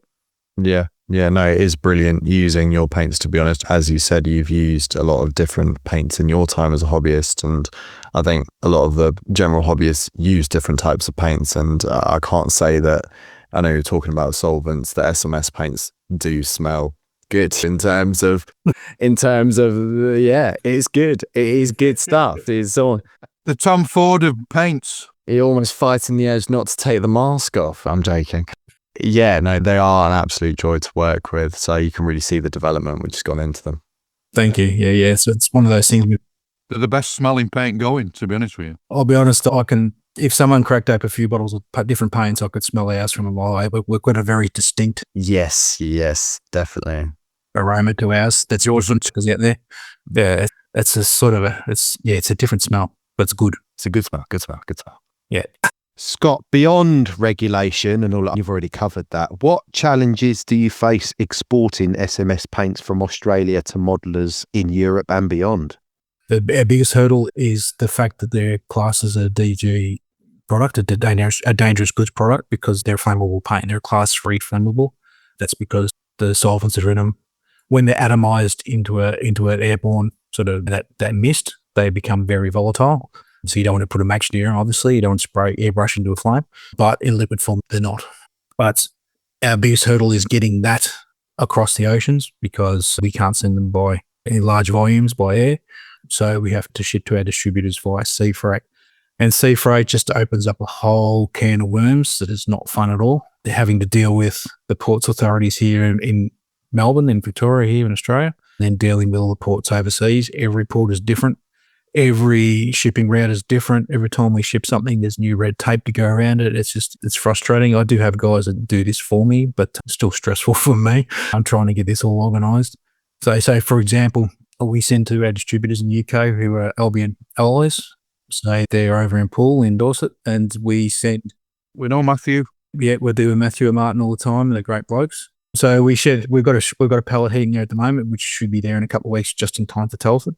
To get to the UK, it has to go through Singapore, and at the port of Singapore, if anyone has done surface shipping before in large volumes, it's not the easiest port to get through, and it goes to. So we'll leave here from Melbourne, where we are in Ballarat, which is like an hour from Melbourne, goes down to the ports, gets on the boats, goes to Singapore, then switches boats in Singapore. And that's where most of our headaches begin because there's a lot of regulations we have to meet there. And then once it gets on the boat there, then it heads over to the Southampton, to the ports there, unloads there, and then trucked over to our friends at Albion. US, because our main distributor over there. What kind of time span is that? What are you looking at? For the UK, it's about 2 months, 8 to 10 weeks. It usually takes us 1 to 2 weeks to actually find a spot on a boat. We can't just go, it'll go out tomorrow. So we've got to book it in, and then we've got to wait until there's a spot given to us, and then we have to organise a freight down, and then gets on a ship, and then it's got to meet certain time frames to get on the boat. If it gets stuck in Singapore, it might be there for 1 or 2 weeks, and then, so it could be 8 to 10 weeks from when it leaves the door until it arrives in the UK. So our last shipment, which I think is due in about a week or two, we shipped at the start of August. Wow. And sea freight's not fast. It's very slow, as you can imagine. Yeah.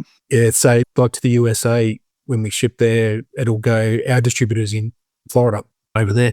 So but we can't send directly to Florida because it's the other side of the country. So we've got to send it to Long Beach in California. Then it gets trucked from there or trained across from. That's a long way. Yeah, it's a long way. So that's usually 8 to 10 weeks as well. The Canada one we just sent was about 6 weeks, but then it's stuck in customs at the moment. And the fastest one we do is New Zealand, which is 2 weeks. And that's pretty much on your doorstep as well, isn't it, really? Pretty much, yeah. Yeah, so it's, yeah. In the grand scheme of things. In the grand scheme of things. Have you ever tried walking from Australia to New Zealand? Yeah, probably faster.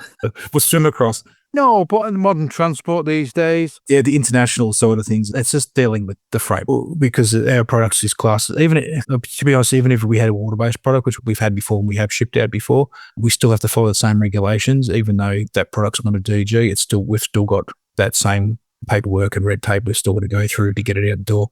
Just sea freight is just a nightmare to deal with.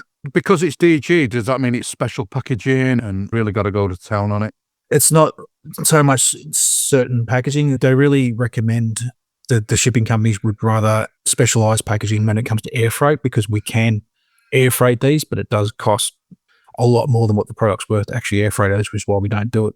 So when it comes to sea freight, as long as it's packed sternly and it's a certain type of box, that's like not a specific box, but it had to be a certain type of fiberboard box, which we use anyway as a part of our normal shipping. They're perfectly acceptable. Yeah.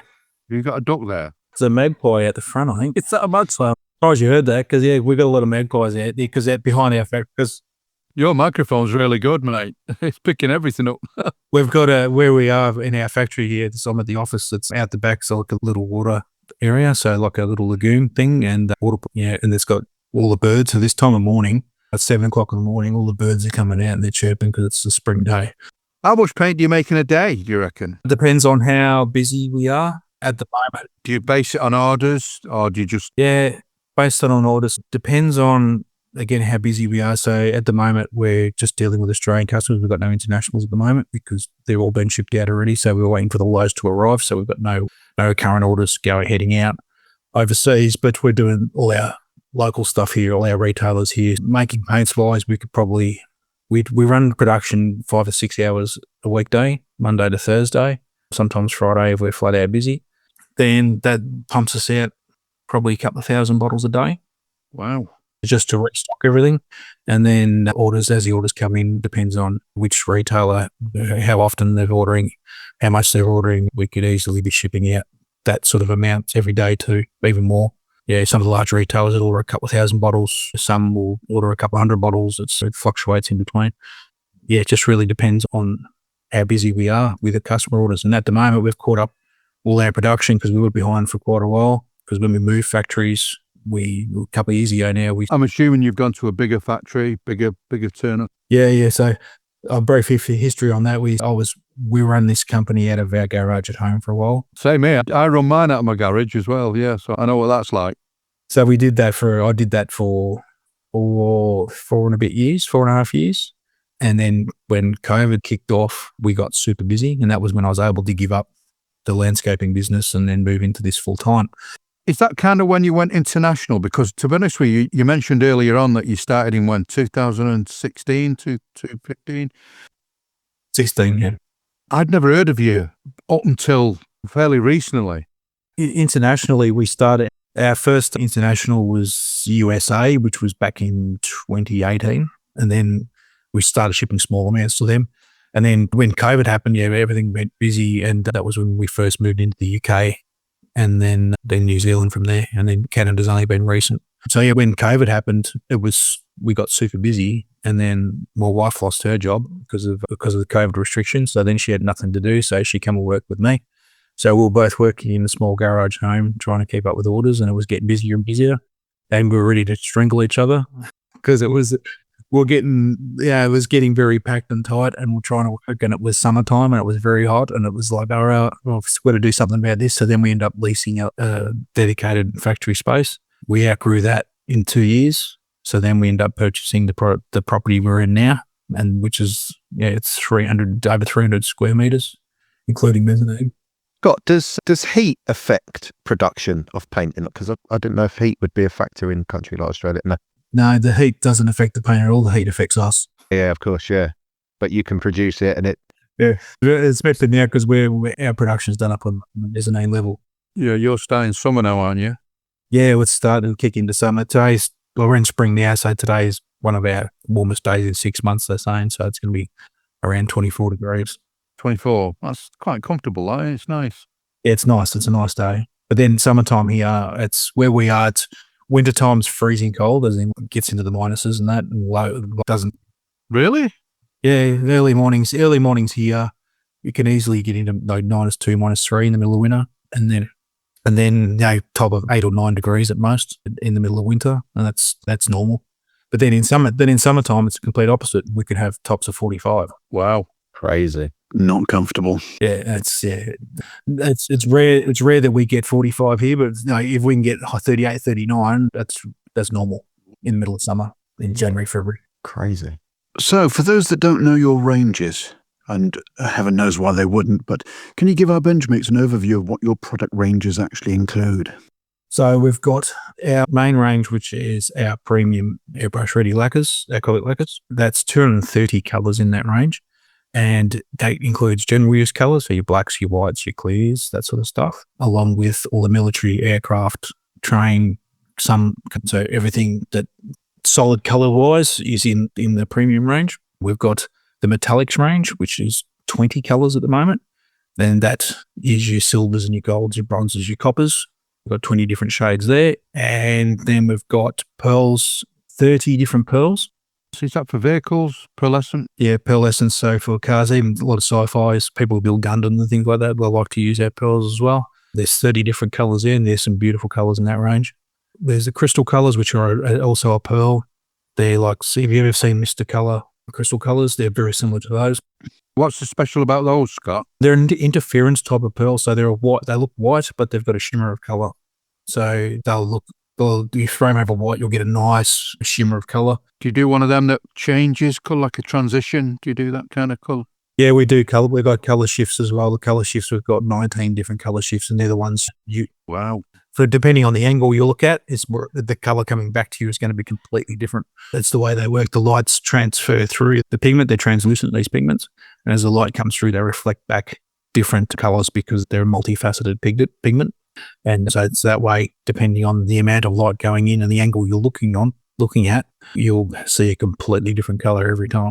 So we've got 19 versions of them. Then we've got stuff, special effects colors like a prismatic, which is a full rainbow effect. We've got some glow in the dark, all those special colors. We've got an automotive colors range. Now, the automotive colors range is focused heavily only on Australian colors. So this is your Australian Ford and Holden colors from the 1960s and 70s and the 80s. So your HQ Holdens, HJ Holdens, your XY, XW Falcons, the classic Australian cars, because we work closely with a company called Diecast Distributors Australia, or DDA, who produce a range of 1/24 scale plastic kits. We work closely with them, so they release a kit. We release the colours to match the kit. And then we've got other bits and pieces that go along as well. So we've got tools and accessories and stuff like that. So, Do you do primers and clear coats, Scott? Yes. So we do primers, do 4 different primers. So black, white, and grey. So your standard sort of 3 shades of surface primer. And then we also have an etch primer.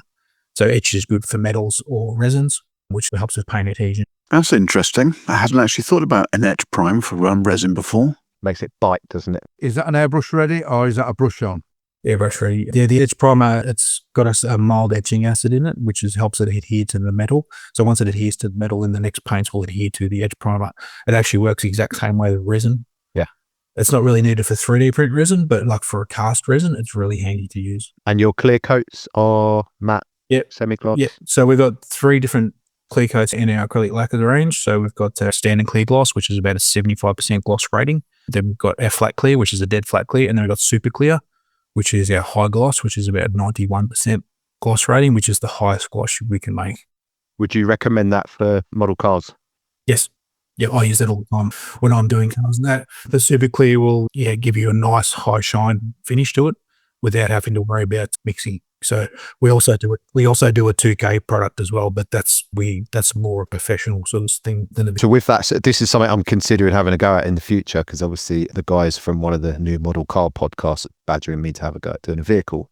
With the clear coats, would you put almost a dust layer down first, let that go off, and then a more wet coat over the top? So you don't want to go on too heavy, because if you drench on an acrylic, like I say, the thing with lacquers, I should really point out, as you probably know, but listeners might not, if you put on too much lacquer on top of lacquer, the solvents will leach down and into the layer below and reactivate it and then they'll all marble together. Re-wet it in a way. If you do that with a clear coat, it's going to make a mess. So the general rule of thumb that I follow myself when I'm doing this, when I'm painting the cars, is you do a very light coat first. So it won't look glossy. It'll dull off because getting full coverage is getting a light, like a ductile. It does coat, yeah. So you want something for the next ones to teeth into and grab onto. Yeah. So you do that light coat first, let it dry. Do a second coat, same again, light coat. And then when you get to the third or fourth coats, then you start going a little bit heavier. But you got to make sure you put it aside and let it dry enough before you put the next layer on. You can't just keep layering it in one section. How long would you recommend in between? Depends. There's a lot of variables in that. So it depends on temperature at the moment. So if it's in the winter and it's cold, it's not going to dry fast. But if it's in the middle of summer, it could dry really fast. Most are really quick, aren't they? Paints like yours are within a minute, are pretty touch dry. Yeah. A couple of minutes, they're touch dry, so you can handle them. Yeah, you can pick them up. But again, the more you put on, the softer the paint's going to be underneath. Is that included the gloss as well? Because I've always found glosses take a little longer. Yeah. I'd give that an hour before I'd go anywhere near that. Yeah, you don't really want to touch the clear coat until it's dry anyway, because you could run the risk of leaving fingerprints and stuff on it. With a solid color paint, it's less likely for that to happen. And if it does, it's quite easily to fix up. You can just dust over it a bit more. Is that your modelling genre, as it were? I do absolutely everything. I never used to do cars, but since I've been working with the guys from DDA, I do a lot of cars now because I do it for promotional reasons, but I do them. But my main thing that I started off with was Gundam. So I did a lot of Gundam and then reached out. And then my main passion that I really love is dinosaurs. Get out of here. So I do a lot of 3D printed dinosaurs now because you can get a lot of kits and that, but that's a lot easier to do. I've just bought the Tamiya, that flying one. The Pterodon, yeah. Yeah, my son wants that. My son wants one of those. That flying one. I've literally just picked that up. £7. I thought it's 5 pieces. So straight into Wongi's zone there. Scott, have you got your products into anywhere that's not scale modelling? Not really. I do have a lot of people. I just wondered have you got any airbrushes guys that do airbrushing for some motorcycle helmets, trucks, and the guys that do that, would they use your product? Oh yes, yeah. There's a lot of people that do. Oh, good. Yeah. Yeah, there's a lot of people that do that. We've got a lot of guys that do fishing lures. Fishing what? Fishing lures are really big here. So there's guys that do custom lures, and they use our colour shift, their pearls, our fluoros, things like that to really make the lures pop, and then they catch fish with them. We go Brilliant. I didn't know you did all them weird transitional colours at all. I didn't know that was part of your thing. Yeah. That's one of our biggest claim to fame is the colour shifts and pearls, because while a lot of people are doing them now, we were one of the first hobby companies to really push it. And we've probably got, I'd have to double check, but I'm confident that we've got probably the largest range in the hobby world in terms of pearls and colour shifts and special effects. And we're constantly doing limited edition stuff. So we find a cool colour and we'll release a certain amount of those in colour shifts and things like that. So to get people excited for our products. But yeah, that's our main claim to fame is those pearls and colour shifts. I'd always say for listeners, if anybody, quite a few of us obviously do use lacquers, and I've converted to using lacquers, I've found that a bottle goes so much further than other paints. Yeah, that's a lot of that's to. What's in there? Is that 30 mils? Yeah, 30 mils. Because we formulate ours to be pigment heavy. So we've got a lot of the binders that are in the product itself. And then with our colorants, we up the dosage. So then we can keep strong pigmentation, but having a really thin viscosity. I'll tell you what I like. Yeah. The fact that there's still glass. Yeah. There's so many manufacturers now going over to plastic. The fact that there's still glass. The reason why we went with glass is because anything but glass is porous. Even plastic that's meant to be airtight, eventually the product can leach through, not physically, but it can evaporate through. So we went with glass because, one, it's safe. It's a lot safer to be working with glass bottle when it comes to a product like ours. And you don't need to squeeze the bottle to get out with a water base. Most people using it for figure painting and things like that, so they need to put a couple of drops out so that they squeeze it out. That's fair. But with ours, because it's just a pour and spray, you don't need to pour it in another container to thin it. You can just pour it straight in the airbrush. We chose a bottle that was perfect to pour in and pour out. And yeah. Okay, so what's next for SMS then? Any new colours or finishes or even new product lines you'd like to tease for our benchmates? At the moment, our range is pretty much where it's at. We're quite happy with that. So we're working on some limited edition items. So just a few different colour shifts and pearls. We're continuously working on expanding our range. So at the moment, our main focus is on the automotive range. So as more of these DDA kits come out, then we do more colours to suit these Australian cars. Saying that though, just because they're Australian colours doesn't mean they can't be used on anything. There's some beautiful colours in that range. And if you're into the auto colours and you're into building cars, these colours would be great on any car. It doesn't need to be Australian. We're doing a heap of those. And at the moment, we're trying to keep on top of things and working on some stuff behind the scenes, but nothing super exciting coming in short term. Just a quickie to let you know, Brownie's working on a car right now. Yes, the Musaru Cup this year is a car build. You let me guess, Julian picked that one, did he? Let's put it this way, Julian's laughing his socks off because Dave's building it. Dave's doing it. Oh, Dave's building it, jeez. And he hates the idea of the vehicle. Yeah, Dave doesn't like anything that's not a rocket. He was huffing and puffing on the last podcast. He didn't sound very happy about it already. What about you, Luke? Have you done any cars yet? I haven't done any cars. I have done, oh my goodness, I have done a motorbike, but yeah, same thing. We're not getting another look at that. I'm just going to say that. It's something which I do want to potentially do at some point, but because my following on YouTube is so very much just aircraft, and that is what I like to do with SMS paints. Oh, get out of your comfort zone, mate. You've got to do it. You've got to do it. Yeah, I know, but I like planes. They're more fun, in my opinion. Have you got on this bench at the minute, Scott? Anything good? No, the bench is clear at the moment. I haven't had any time to do anything the last few months. So yeah, I've got a couple of big kits I want to build at the moment, a couple of Gundams that I wanted to do because I want to get back into them because I haven't done them for a while, but I just haven't had time. Do you know, a Gundam is something I have never done. Oh, if you pick the right kit, they're very fun. If you're a traditional, like a military modeler, you can quite easily build some of the... Same as Luke, I'm predominantly aircraft. Hang on, let me just do the quick role reversal. Go on, Mark, get out of your comfort zone. What are you doing? Anyway, coming back to the main theme, new products. What's the chances of a Blue Diamonds blue then? I'll have to look into it and see. Because the beauty with our stuff is there's a lot of colours that overlap with other things. So we could have something very similar to it, or could be just something that it could be something simple as take this colour and add this colour, and there you go. Yeah, I'd have to look into it and see. Because the 132nd Hunter is going to take a lot of paint. I'd imagine. Exactly. And it's one of the main colour schemes in the Revels boxing for next year. It's going to be a biggie. No, that's something to look at. To get the colour, they didn't want to have Roundel Blue. They just literally opened cans of Roundel Blue and added some white in. That was going to be my guess of what the mix would be, because it does. Because our PL04 blue, just our standard blue, it's a near match, like a 99% match for Roundel Blue. So I would have suggested just, probably a 50-50 mix, maybe 25-75 white to blue. It wasn't even that. I think it was only about a 10% white I think they added in. It's literally a shade lighter than Roundel Blue. Okay. Yeah, because you also have to factor in the way colours change as they dry as well.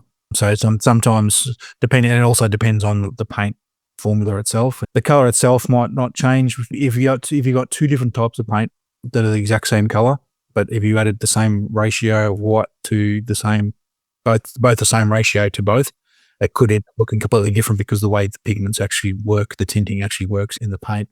So yeah, it wouldn't be exactly the same as what they would have done in the factory, but yeah. Okay, Scott, thank you very much for your time. Hopefully you found this thank you very much for having me on. Not too tortuous, especially at this time of the morning for you. No, it's all fine. It's a nice, beautiful morning to get up early, so it's fine. Excellent. Okay, hopefully we can actually speak to you again in the future, and you never know, perhaps even entice you over to Telford one year. Yeah, hopefully it's one of the things to get over there. It'd be great. Okay, Scott, thanks very much, and we will hopefully speak to you again soon. Thanks, guys. Cheers. Bye. Yeah, Scott. Bye now. Cheers.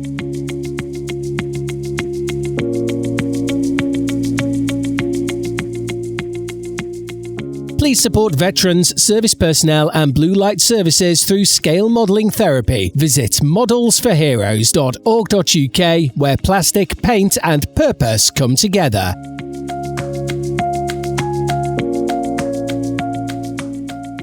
Welcome to another River Counters Minute, brought to you by Matters of Scale. We're excited to announce our new partnership with Inside the Armour, better known as ITA3, an established UK brand known for their high-quality scale model upgrade parts. These parts are designed in the UK and printed in the USA by Matters of Scale, saving US buyers on shipping and tariffs. We're now offering ITA3's 148 scale upgrade parts for the Airfix Jaguar, like exhausts, landing gear and seats, plus many other fantastic additions on our site. When it comes to ITA3 parts, they truly stand out for how detailed and well-researched they are. These upgrades are designed by scale modelers for scale modelers, which means every piece is carefully fitted and tested to ensure it fits perfectly in the kits they're meant for. All the fine details are beautifully sculpted in 3D and rendered to perfection. These parts are truly top-notch. Visit us at www.mattersofscale.com to explore the full lineup and let us know what else you'd love to see.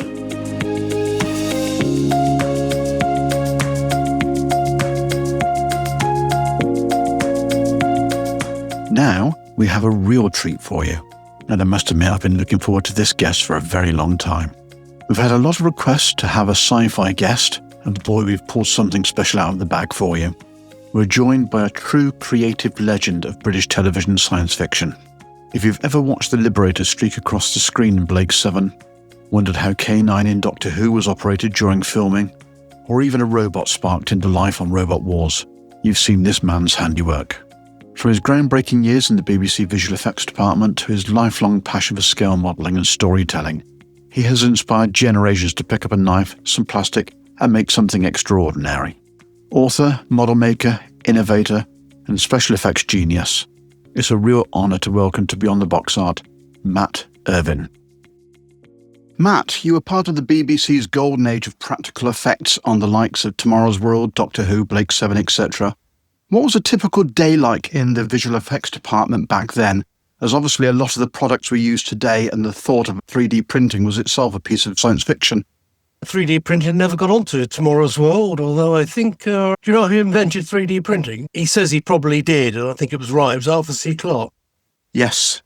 Arthur C. Clarke invented the communication satellite. Arthur was the first to point out No, he didn't. He just pointed out the orbit. It should be. He said Newton knew the orbit. He didn't know about communications satellites. He said knew the orbit. But he said, I think he called it a 3D photocopier, which is what it basically is. But anyway, that's by the by. That's pretty useless information. What was a typical day like? Well, the trouble was there wasn't a typical day. In theory, in the effects department, we were a 9 to 5 job. Actually, I think it was 9:30 to 5:30. As long as you did your hours and got the work done, it didn't really matter. We didn't clock in or out or anything like that. If you're in studios, that was slightly different. Let's put it this way. You were either in the workshop working on stuff, building stuff, or as a designer, probably doing the budget, which is what we mostly did as designers, or you were in a studio, or on location, i.e. you were actually making the program. So I suppose that's the difference. If we're in the workshop, I remember when I moved up here, I still was going in for 5 years. I'd leave at 9, I'd be in my office at 10. It was over 50 miles. Couldn't do it today. I'd arrive time to go home, probably. But then, yes, that was fine. You could just go on the M1 down to the Junction 1, North Circle around and cut through North Action. That's where Western Avenue or workshops were. If you're on location or in studios, it was slightly different because obviously time, well, I suppose you could split those into two. If you're in studios, the studios there were basically 9 till 10 in the evening, 2200 hours. They were long days, 13-hour days. And you could be doing 3 of them in a row. They could overrun. So you're talking of a lot of hours, and we were all a lot younger then. If we're on location, it was slightly easier because we all had breakfast on location, did the job, cleared up, went to the hotel. So that's your two basic differences. Frankly, if I was going into the studio as an assistant, I'd be at the beck and call of my designer. Here's your bench, get on with it sort of thing. You know, we need it 3 hours ago. As a designer, we did actually eventually have our own offices at Western Avenue, which was the main place we were at. It's the big building on the A40 Gypsy Corner, which is all flattened and is, I think, is a hotel or a storage unit at the moment. Then I'd be sitting in my office, checking up on the assistants and how you're getting on, right? And here's a new design on the phone to production. Remember, this is pre-email these days. You don't know you've had it. It's so good. Sit on there, just bash away at a keyboard. No, be on the phone or going into a meeting, possibly at television centre, and doing the budget. As I said, that was our main as designers. Apart from the actual design, I suppose that most of the time we spent trying to balance the figures. Okay, so obviously once you've got your budget, etc., how would you go around building something like the Liberator from Blake 7? You obviously couldn't go out and just buy a kit of them, what you were actually going to build. You had to come up with the design. You could after it was made, but I mean, in actual fact, I didn't work in it, but at Anderson days of things like Thunderbirds and things like that, yes, they could actually go out and buy the dinky Thunderbird too and use it in the background, and they did. We did kit bash a lot. Most of them were Anderson kits and Eagles that we'd actually kit bash into the models. In theory, you'd get a script. The script would be finished. You would read through it with your other heads of department, with my designer hat on. You'd mark up what was required. A beam from a ceiling falls into the shot, a spaceship flies through a window or whatever, or is in orbit around planet A and leaves planet B. If it's a non-science fiction, it could have been anything really. It's a fire explosion. Again, it could be science fiction anyway, but there were sort of differences, a collapsing chair or whatever, a breakable mug, loads of things. And you'd list them all down once it was worked out what was yours. You have to remember effects were the odd department. If you take the other design groups, which would have been set design, now would be called production design, set or scenic design, graphics design, costume design, makeup design, and effects design. Well, we could have crossed, and then let's stick with science fiction because it's more convenient, particularly Doctor Who, probably less than with Blake. They could be crossover with a creature. We could be making the mask, probably John Friedlander, who was in a department that specialised. John was a specialist, later Stan Mitchell, other people like Maurice McLean, who was sculpture specialist, which I was not, certainly. They could be saying this, we're doing the mask for the Sea Devils or the Silurians or the Draconians. And maybe in the Draconian case, it was even making some of the skin, which the costume designer would then take and make into the costume. They were probably one of the best creatures ever in Doctor Who, Draconians. Then they'd be talking with the set designer, the TARDIS is crashing into so-and-so, your model shot needs to hit the planet or whatever, which would obviously all be a miniature shot. Then there'd be possibly something inside the TARDIS console, whichever mark you want to talk about. Flashes may be going off on it because the console was part of effects anyway. We made it and looked after it. Maybe even with graphics. Less connection with graphics than anything, but possibly for titles. I did quite a lot of work making titles, which were then taken by graphics. The very first Open University, which used to revolve, if you remember it, that was a model I made as an assistant, which graphics then took and they stop framed it. It's all computer generated now, but no, that originally was original panorama globe. That was a model that was done by FX, not by me. So there could be a crossover with the graphics as well, not necessarily on Who or Blake, but on other programs. So that would really be in the office. That would be the main day, and then just wandering down the workshop and sorting out any problems there, getting, assistants that were established. They knew more than I did about doing things, but they could have been a new one we were training up. And, this is how I was going to say cut corners. That's actually the wrong way of putting it. It's the way to approach effects. One thing I always found was, particularly as an assistant, was your designer would give you the design, in theory. I'll use the example of my favourite designer, which was Ian Scoons, who sadly died 10 years ago. Very, very good designer, excellent artist, designer, graphic artist. He would do drawings in full colour. He was the only person. They will be like production drawings. Even his storyboards were, I would scribble away in a pencil, lucky to get anything at all, or a Pentel or a Sharpie or something. I know Ian's would be full colour. But he would be the first to admit, excellent designer, excellent imagination. He was useless at technology. And so consequently, he designed something and he'd give it to me or one of the other assistants to say, I want this built. He said, this is not going to work. It's good. It's a bit like the weapon pods on the ship in Alien, which if you actually work it out, wouldn't open, but they were either closed or open. You couldn't see them open because they'd hit one another. Ian was slightly like that. Sometimes as an assistant, you look at the drawing, particularly from here, and say, look, Ian, leave it with me, I'll design it. I'll work it out. It'll be your design, but I'll work it out how it's going to work. And then you fiddle around and you bits and pieces, you're on your bench, and you fiddle around. But there came a point when you actually had to get down and do something, because otherwise you'd just be fiddling around forever. And remember, our schedules were extremely tight in the BBC. The BBC had got no money and no time. If you had one or the other, it helps. But usually we had very little of either. And so we would, who's were turned around from making the items in 4 weeks or so. And you'd have to remember you possibly going on location, so you'd lose that time. We were really working up against it. So I did find there came a point and you just said, okay, I've got to, may not be what we end up using, but it's a start.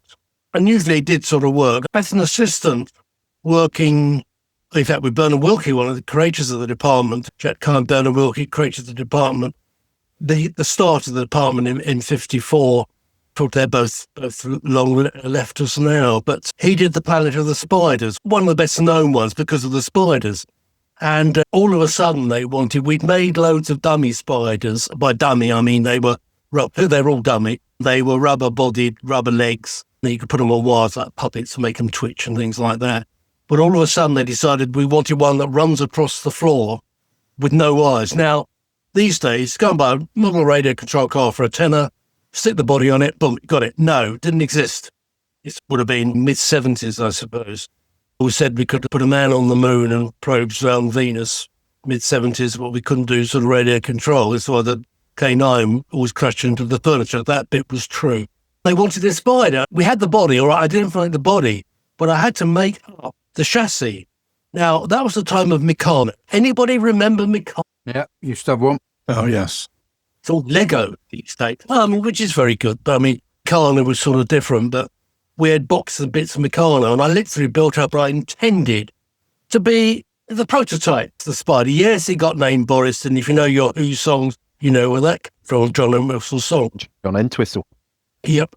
And I put together this little piece of plywood, bits of wire, gears and a motor, a battery pack and a switch at the back, radio control, would have been too big to go in it, intending to build the definitive one. No, we used the prototype. But I still got the prototype and it still works. Put the batteries in, it still works. Bit clunky, but it still works. So that as an assistant probably would be what a day. And things like that would have to be built extremely fast. And then the designer, with my designer's hats on, I'll be wandering down and checking, having gone through the budget and things, they can't afford that. What kind of budget was you given? How much have you got? How much? Yeah. I will give you the quote, which is absolutely genuinely true. Although then I'll explain it. Moving to Blake, when Blake first came along, do you know what his budget was in effects on the paperwork? Have a go. Have a guess. £7,000.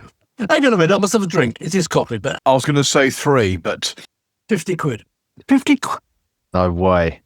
Paul, there was a reason. Blake replaced Softly Softly, which, if you remember, was a spin-off from Z-Cars. Now, our cop shows, up until that point, were not like American cop shows with loads of guns, loads of car chases, loads of bangs, explosions, whatever. We didn't have the money. So what they had done for Softly Softly, I can't remember if any effects were ever done with Softly Softly, possible not. They put in 50 quid an episode, just in case. It's a very basic, if it's there, you can raise it. If it's not there, it's a job to put it in. So they put 50 quid in. And because Blake was a drama series to replace, hour-long drama series to replace the for Softly Softly, it inherited the 50 quid. Now, yes, it went up, but what was the real cost in the end? 60 quid. No, it did go up. And honestly, I'm not hedging, but I just can't remember exactly. It would have been a few thousand. Yeah. But you have to also remember that originally we didn't have to worry about the people's time, the assistants' time. That was, we're being paid anyway. Yeah, we were salaried staff. We're being paid. So the money was materials. And if you played your cards right, you could reuse stuff and whatever, and you didn't have to buy very much. But they did bring in a system called total costing. And total costing meant the production was charged our hours as well as, and the hours were the biggest bit. They were, of 100 quid, 90 quid was the hours, 10 quid was materials. That was a slight problem because if you have to build that in, that meant all our budgets had to increase. And in some cases, productions would say it was cheaper to go outside to Fred Blogg's effects company. They can do it for half the price, mainly because they knew how much we charged. Did you subcontract many jobs? Overall, the department did subcontract because, frankly, there was just too much work. You said the heydays. Yes, I did work in the golden age or whatever, the heydays. We actually had in the department at its peak 100-odd people. Actually, some of them were very odd. That included not only designers and assistants, it had included the front of the office staff. I mean, we needed that. Doing expenses and things had to go through something or other. We needed stores, maintain all the stock equipment, and I want to get a can of paint out the stores. It's in the stores. We didn't sign the book. We were still charged for it. The production was charged for it. But overall, there was still probably too much work. And either department, rarely, there were a few Who's actually, which were totally subcontracted out. Programs like Morecambe and Wise were, interestingly enough, when the BBC had Morecambe and Wise. They always had a good contact with one of the outside contractors. And, well, actually, they had very good contacts with Bernard and Jack, but it was decided, they work well with, so therefore we'll put that outside. Individually, as designers, we could say, well, I've got who, or, you'd have your design, you'd have about 3 or 4 assistants, and they'd put in a few others, like if you need any sculptor work doing with John Freelanders or Sandwich or Maury Patain or whatever, you could probably just pull them, he can just do this one job for it. Other times you just put stuff outside and say, here's a model maker, a prop maker, a mask sculptor, a mold maker, a mask maker, and give them that one particular job. So, and it's very difficult to generalise on that. There'd be loads and loads that would go through without any at all. Others, you'd be probably 2 or 3 would be on it. you'd have to go back and look at it. Oh, this and that. I remember doing so. The trouble is, you've got to remember, I think it's a long time ago. Well, I was there for nearly a quarter of a century overall. We've had a quarter of a century plus since then. Remembering jobs, me and Mike Tucker did the effects book, BBC VFX. It does what it says on the tin. And Mike funny have had a book left over from the department from the early days with every single job. Top of the Pops, smoke gun, Doctor Who, 6 weeks of dedicated work, boom, boom, boom, boom. Everything was listed in it, big or small. And a lot of the programs, we can't remember. Here's a quick story. They're absolutely genuine. It's not really a modelling thing. Most of the time, we avoided doing Top of the Pops. It was smoke guns, it was flash pots, it was dry ice, whatever. We put new people into it. I was watching BBC 4, watching for a programme coming up. There was the Top of the Pops on. And I thought, oh, that's interesting. Hadn't heard of half the group. Looked at I wonder who did the effects at the end, but visual effects, Matt Irvine. I didn't remember it at all. Sorry, right. Matt, the BBC visual effects team often had to make magic out of nothing. What's the most ingenious or resourceful solution you remember pulling off on a really tight budget? The last one that worked. Well, it's actually probably quite true. I have actually been asked that before, like, what's your favourite effect? The last one that worked properly. It's so difficult to say. I will quote, because it's well known now, doing Blake Series 2, which we've just reshot for the Blu-ray version. Oh. Series 1's out. It's well known. It's all out there. Series 1 Blu-ray is out.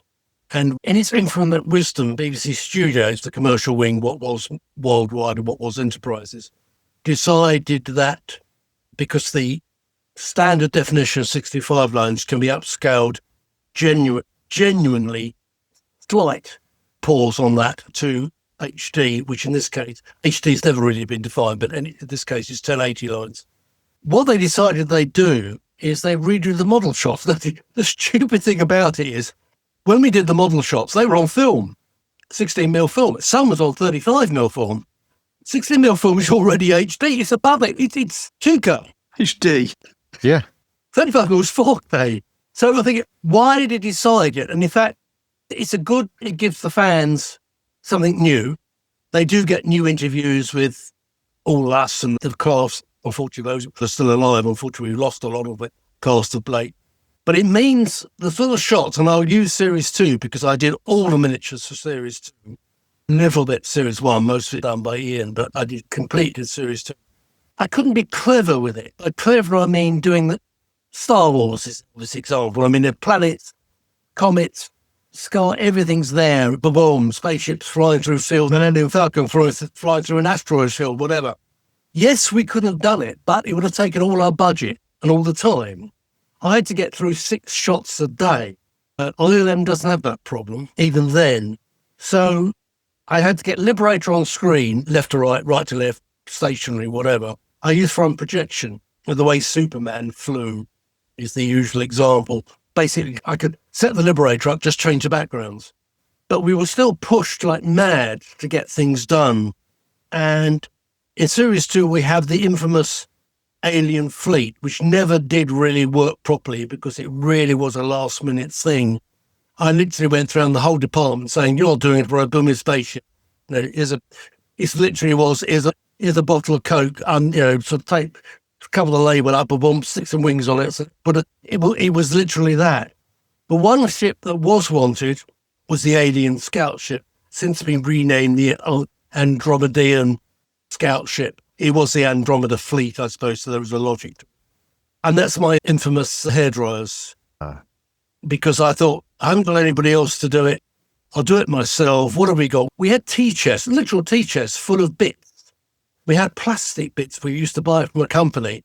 And inside it was the raw material for literally a multi-research hairdryer, which is still made. The classic hairdryer shape. These were just the parts. They were just the 2 halves. And there were 4 outright. There were 2 hairdryer, 2 halves, so that was 4 bits. And I'd have thought, I don't know, let's stick it together, put it together. I put some R2-D2 model kit tops on it, and Inifix display stand, feet, and other dressing bits on it, kit batch literally, with widgets. That's widgets, the British term, not greeblets. That's the American term. Widgets is the British. And we filmed it. Now, we only filmed it from the back. Being audio, it's difficult to describe this, but if you can imagine looking at two hairdryers stuck together from the back, you can't really tell what they are. And on screen, you can't tell what they are. But I was doing one of my in front of cameras on Swap Shop or Superstore at the time. And of course, they wanted to talk about what I was doing. I was doing Blake, and I actually showed them the shot with the model held to the camera back end, so you could just see that. And I said, you can't tell them what it is, but of course, then I just twisted it 90 degrees so you could see those. And of course, nobody's let me forget it. In some ways, it's quite nice because that's what people remember. So I suppose that was one of the last-minute rush jobs to do, but it worked. And in fact, we have reshot it with the original model, now on HD digital, obviously. And our colleague, Chris Thompson, who's a CGI whiz, it works out of Belfast, he's done an amazing shot with it, which I couldn't have done at the time. That's what we can do now. So he's taken the shots using the original models, mostly. We've still got the London, we've still got the Pursuit ship. We've got a number of the other ships, and we've rebuilt some in 3D. I'm not talking about 3D CGI, I'm talking about 3D real models. We've rebuilt. Some of them are CGI, and we've reshot them, and then Chris has added all the bits and pieces in. Matt, can I just ask you, did you have anything to do with how it was shot? Was you just solely, obviously, the producer of the models and the designer of the models? In the original days, no. I was a special effects director. If we were doing with effect, in the old visual effects in the old days, remember, the effects department did everything. As Jack Kyan used to say appropriately, we were jack of all trades, and which is the carry-on bit is master of none. So we were all better at some things than others. Modelling was why I say my colleague Mike Tucker. Courses? Well, exactly. He was a very good sculptor. He's actually a very good model maker as well. He way surpasses me. We all did certain things hopefully better than others.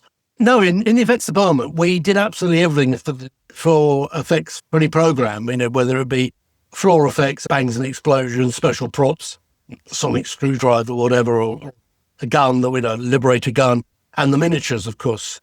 But it was the miniatures. The other ones were incorporated into the main program that you were working, with costume, makeup, set design, whatever. The miniatures are one thing you could keep to yourself. And there, us as designers became effects directors. We directed our own sequences. We basically shot it then on film, virtually always on film, in our model stage. Frankly, you never actually ever saw the direct correction. For my favourite Who, which was Warrior's Gate, we had a very good director, Paul Joyce, very imaginative, but he only ever did the one. But it got on very well. Myself and Graham Story, the set designer, we got on very well with him. He actually said, can I come and see? He asked, could he come and see the model filming? I said, well, of course you can. You're the overall director. He said, I won't interfere. And he didn't. He was just interested in seeing how we did the model shooting, because it is different to, as it were, directing, standing on the studio floor or out on location. He's the only one who ever did that. They just didn't have time. They were busy, working with their cast or whatever. So, but I'll give Paul his due on that. He did actually come and see us work. So no, we actually saw it all the way through. Editing is something slightly different, because back to when we were shooting on film, we'd end up with the film, but then because that ended up with the film editor. So consequently, you did lose control slightly on it. There were a few occasions when I managed to get things done as I actually wanted, but it meant then sitting in with the film editor. And frankly, then sometimes it wasn't time, because again, they'd be off doing their own thing. I may have been in the studio, I may have been on location. The practicalities may not have been there. It's difficult to overall generalise, but in general, yes, we got as far as shooting the thing, but what happened to it after is another matter. Okay. Which of the BBC projects do you think pushed you creatively the most? And which one do you wish you could revisit with today's technology? We're doing it, Blake. Fantastic. That was what I was hoping you was going to say. We never knew we would. We never knew we were going to do that, because when we shot Blake, VHS wasn't in, let alone DVD, let alone Blu-ray, or Blu-rays are DVDs. So When was Blake? 78 to 81. Right. Okay. Because I remember that 77 was Invisible Enemy, where K9 arrived, and we all worked. It was such a heavy program. We all worked, and the designers or assistant. I was a designer, but I did assist. Yeah, I remember K9. I did. I didn't do K9. No, that's the urban myth. Matt Irvine did not design or build K9. Oh. Boom. Right, I'll write a book. Okay. I've been telling everybody you did. No. So we're going to chat with the guy that did K9 on Doctor Who. I checked. Don't worry, you're not the only one who gets it wrong. No, I did not design or build K9. You operated him, though. We'll get there in a minute. None of these stories are short. Invisible Enemy was a heavy show. There was no location work for the actors. Mm-hmm. The money there actually did get spent on the models. My colleague Ian Scoons did, and I built the Invisible Enemy shuttlecraft ships for that. So I did as it were, an assistant's job, even though I was a designer, because we were all working on it. And then decided that it was too much work for just one designer. We brought in another one of our designers. In this case, it was Tony Harding. Now, Ian, because Ian wanted to, he went off and shot the miniature work. That's what he did. Remember, he worked on Thunderbirds, things like that. That was his main forte. So Tony got lumbered probably with the rest of the studio, including the design of K9, a robotic dog. And although Ian had actually done a drawing for K9, which is actually in the effects book, Tony said it's impractical to do it. Now, he had to start from scratch. So the design of K9 that you all know and love is Tony Harding's. He designed it, and his original design is very close to what was actually built. And about half a dozen members of the department went in and built it. Made a body, done as a mould. It was cast in fiberglass, and the mechanics were put in. Correction. I was going to say none of us were au fait with radio control. I was sort of, but I wasn't working. I was doing another part of the job. They put it outside to slow radio control, and they built the radio control. That's where Nigel Brackley got involved, because he was working at the shop. Can you come along and run the dog? Now, being one thing in one Doctor Who episode, there was no guarantee that K9 would, it's always known as the dog would stay. In fact, there were two endings where he stayed, as it were, with Professor Marius, and one where he left or stayed with the Doctor. Of course, it turned out that he stayed with the Doctor. But when Tony did the design, he didn't know that, because it was just, this is a one-off prop, admittedly fairly complex, fairly expensive for a program, one-off prop, but it was one-off prop. When it was announced he's going to stay, Tony's first reaction to production, I can now build it like I want it, when he can't rebuild it because it's now seen. He can't. So all the faults with the dog, which remain not so much in the design is the design, that's fine. With the electronics and the radio control and the mechanics of it, could be changed. Now, that's the point I got involved. And it wasn't immediately, but by the time he came the Mark II, which was basically the Mark I resprayed a different colour, my assistant, Charlie Lum, was very clever mechanically. We decided, look, we've got to redo this to make him more reliable. The original one was rear-wheel drive, front steering, like a standard car. But because as soon as he hit a cable on the floor, he bumped up against it, he couldn't climb over it. So I immediately turned it, let's make it front drive, big wheels, so he'll climb over the cables. And then all the doors always had a strap on the bottom of them to hold the sides. And so he could climb over that. That meant it was rear-wheel steering, which is difficult to actually steer. You have to really concentrate on the radio. I also changed the radio. The original radio was 27 megahertz AM. That's the same frequency taxis use, or did. The jokes, occasionally K9, you couldn't find it because he'd gone down to Shepherd's Bush and taken a third. Weren't true. But the fact that he kept driving into the sea, crashing into the scenery and interfering with the cameras was actually true, because the signals were so crude. I upped him to, first of all, to FM, frequency modulated. I mean, if you want any difference, listen to an AM radio signal and an FM radio signal. It's a different. Miles apart. A much cleaner signal. We moved to 40 FM, and eventually, on the final rebuild I did in 2009 for Sarah Jane, He's now on 2.4 gig, which is a worldwide radio control frequency. It's Bluetooth, and the receiver and the transmitter are locked together. You can't break them, well, probably the CIA could, or GCHQ, but in general, they're locked together. So we changed the batteries to lead-acid motorcycle starter batteries. They'll run all week at one charge. And I've done Robot Wars since then, so I use a Robot Wars speed controller because that's the other thing it used to blow with monotonous regularity. Those three things. Otherwise, the dog is the same. He's now in the Mark III colours, which was the Sarah Jane colours, which is actually been, and that's, I suppose, my only addition to the design. He's now got 3 handles on him, frankly, so you could lift. He only had one before, difficult. You can lift him for those handles. Has he got a new lead? Never had a lead. Is it his own dog?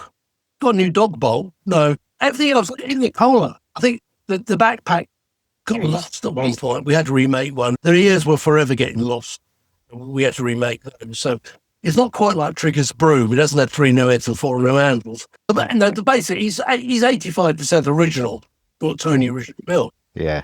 I think the screen up the side, which was only ever used once, I think, blue screen. Nowadays, I've actually got a little Chinese television monitor. It's never been used, but it's in there, so you can actually do a picture. When I was rebuilding you in 2009, I stripped it out completely. What's he made of? Is he all plastic? It's fiberglass. It's a fiberglass mould. Okay. That's why we had the duplicate one was done from the same mould. There apparently were 6, possibly 7 taken from that mould. We had 2 spares, what we call lightweight. They didn't have the motors on either side, or batteries. You can see them sometimes. There's shots with Tom. Sorry, the doctor who played by Tom Baker, let's put it that way. And the dog's upside down, and you can see there's nothing inside because it's a dummy one. The dummy one became the rusty one in School Reunion. Again, that was done by Mike Tucker. So there are only 2 screen used BBC canines. And I say that because there was the Australian new one, which obviously is still screen used. But BBC screen used one. No, the original one, which is in Milton Keynes Sci-Fi Museum, is on loan there. Mike's got the dummy one. So we have both of the originals, so we know where they are. They're available weddings and bar mitzvahs and things. Matt, you've obviously worked with some real legends in British TV and sci-fi. Do you remember any particular collaborations or behind-the-scenes moments that make you smile? Virtually all of them, probably. There is a funny one, actually. This is with a dog, actually, because, well, there is one, actually, it's not really me, but as you know, the voice for the dog, with one season except, has always been John Leeson, a good friend of mine. And Tom Baker hated the dog, but because got on very well with John as a fellow actor. And particularly on location, they'd always do the Times crossword together. And apparently there's one story that I didn't actually witness it, but John tells it. Apparently we're sitting on location between takes. Tom's sitting next to the dog, and he's obviously got an earpiece in. John's back in his trailer. We don't have trailers or Winnebagos, but probably somewhere or other. And they're doing the trouble is people going past to see Tom Baker doing the crossword with K9 because he's getting the other one through his headpiece from John. That was Stones of Blood, actually. That's right, it was Stones of Blood. That one, I know there was on occasion, moving K9 outside was easier than Daleks. I mean, how Daleks took over the universe, I don't know, because originally they couldn't fly. Actually, they could. The new Who showed, the Daleks can now go upstairs. In the old one, there was one scene in one of the stories where the Daleks did float upstairs. Anyway, normally they couldn't. So moving them around, we used to have to take big lumps of blockboard to get them to run on, which usually meant you had to shoot just above them so you couldn't see the fact they were running on wood, not on the ground or floating. There was one occasion with K9, it would have been Stones of Blood. We needed him to come up the field. It was done the corner of the field. He had to come up one end of the field, do a right angle turn, and then race off down the other end of the thing. He's not going to do this. I mean, when I did redesign the works of K9, I worked on a principle that Tom wasn't going to stop for the dog. If he was striding down the pavement or down the road, he wasn't going to stop. He wasn't going to wait for the dog to catch him up. I had to get the dog to go as fast as Tom could stride. He could move quite fast, but only on a reasonable surface. He'd work on a pavement or on a tarmac road. A grassy field or a muddy field, there's no way we're going to get to work. So what we had to do was, first of all, we put a lead. I was designing. I wasn't actually running. We had Nigel with us there to actually run K9. First of all, we had a nylon line on him to pull in. He got up one side of the field, up to the corner. Then literally, me or Tony, one of my sitters, were lying down out of a shot and literally pulled the back of the dog round 90 degrees, at which point there was one of our boards that we used to use for Daleks. We got the same boards we used for the augury, the big stones. We pulled him onto that, and we had got another nylon, and we pulled him. It was going twice as fast by that point, because it was all behind a hedge, so you couldn't see this. You just see the top of the dog racing away as fast as you possibly could. So those are shots where you literally have to think on your feet, because we never recce, rarely recce, you never have a chance. You go on location, then you do the recce, so then you think, oh my God, we need, as I said, we had the boards, we had the augury boards. The augury, actually, digressing slightly, if you remember the stones of blood, the stones were these big Stonehenge stones. And I remember having had mishaps with creatures and things and monsters. Never my favourite with Doctor Who. I said some, like Draconians, work extremely well. Others don't. And when we went to the first meeting for Stones of Blood, I remember sitting around in the director's office where all the other heads of department there and saying, look, I remember saying, look, if you want these auguriers turning into equity members in rubber suits racing across the moors, forget it. You do it. I don't want to do it. If you want them to keep them as stones, which we can make in fiberglass, or a few of them in fiberglass, we can put lights in them to make them glow. We can move them, again, on the Dalek boards and things like that. Fine. They did actually, this particular time, take my advice and actually, or my recommendation.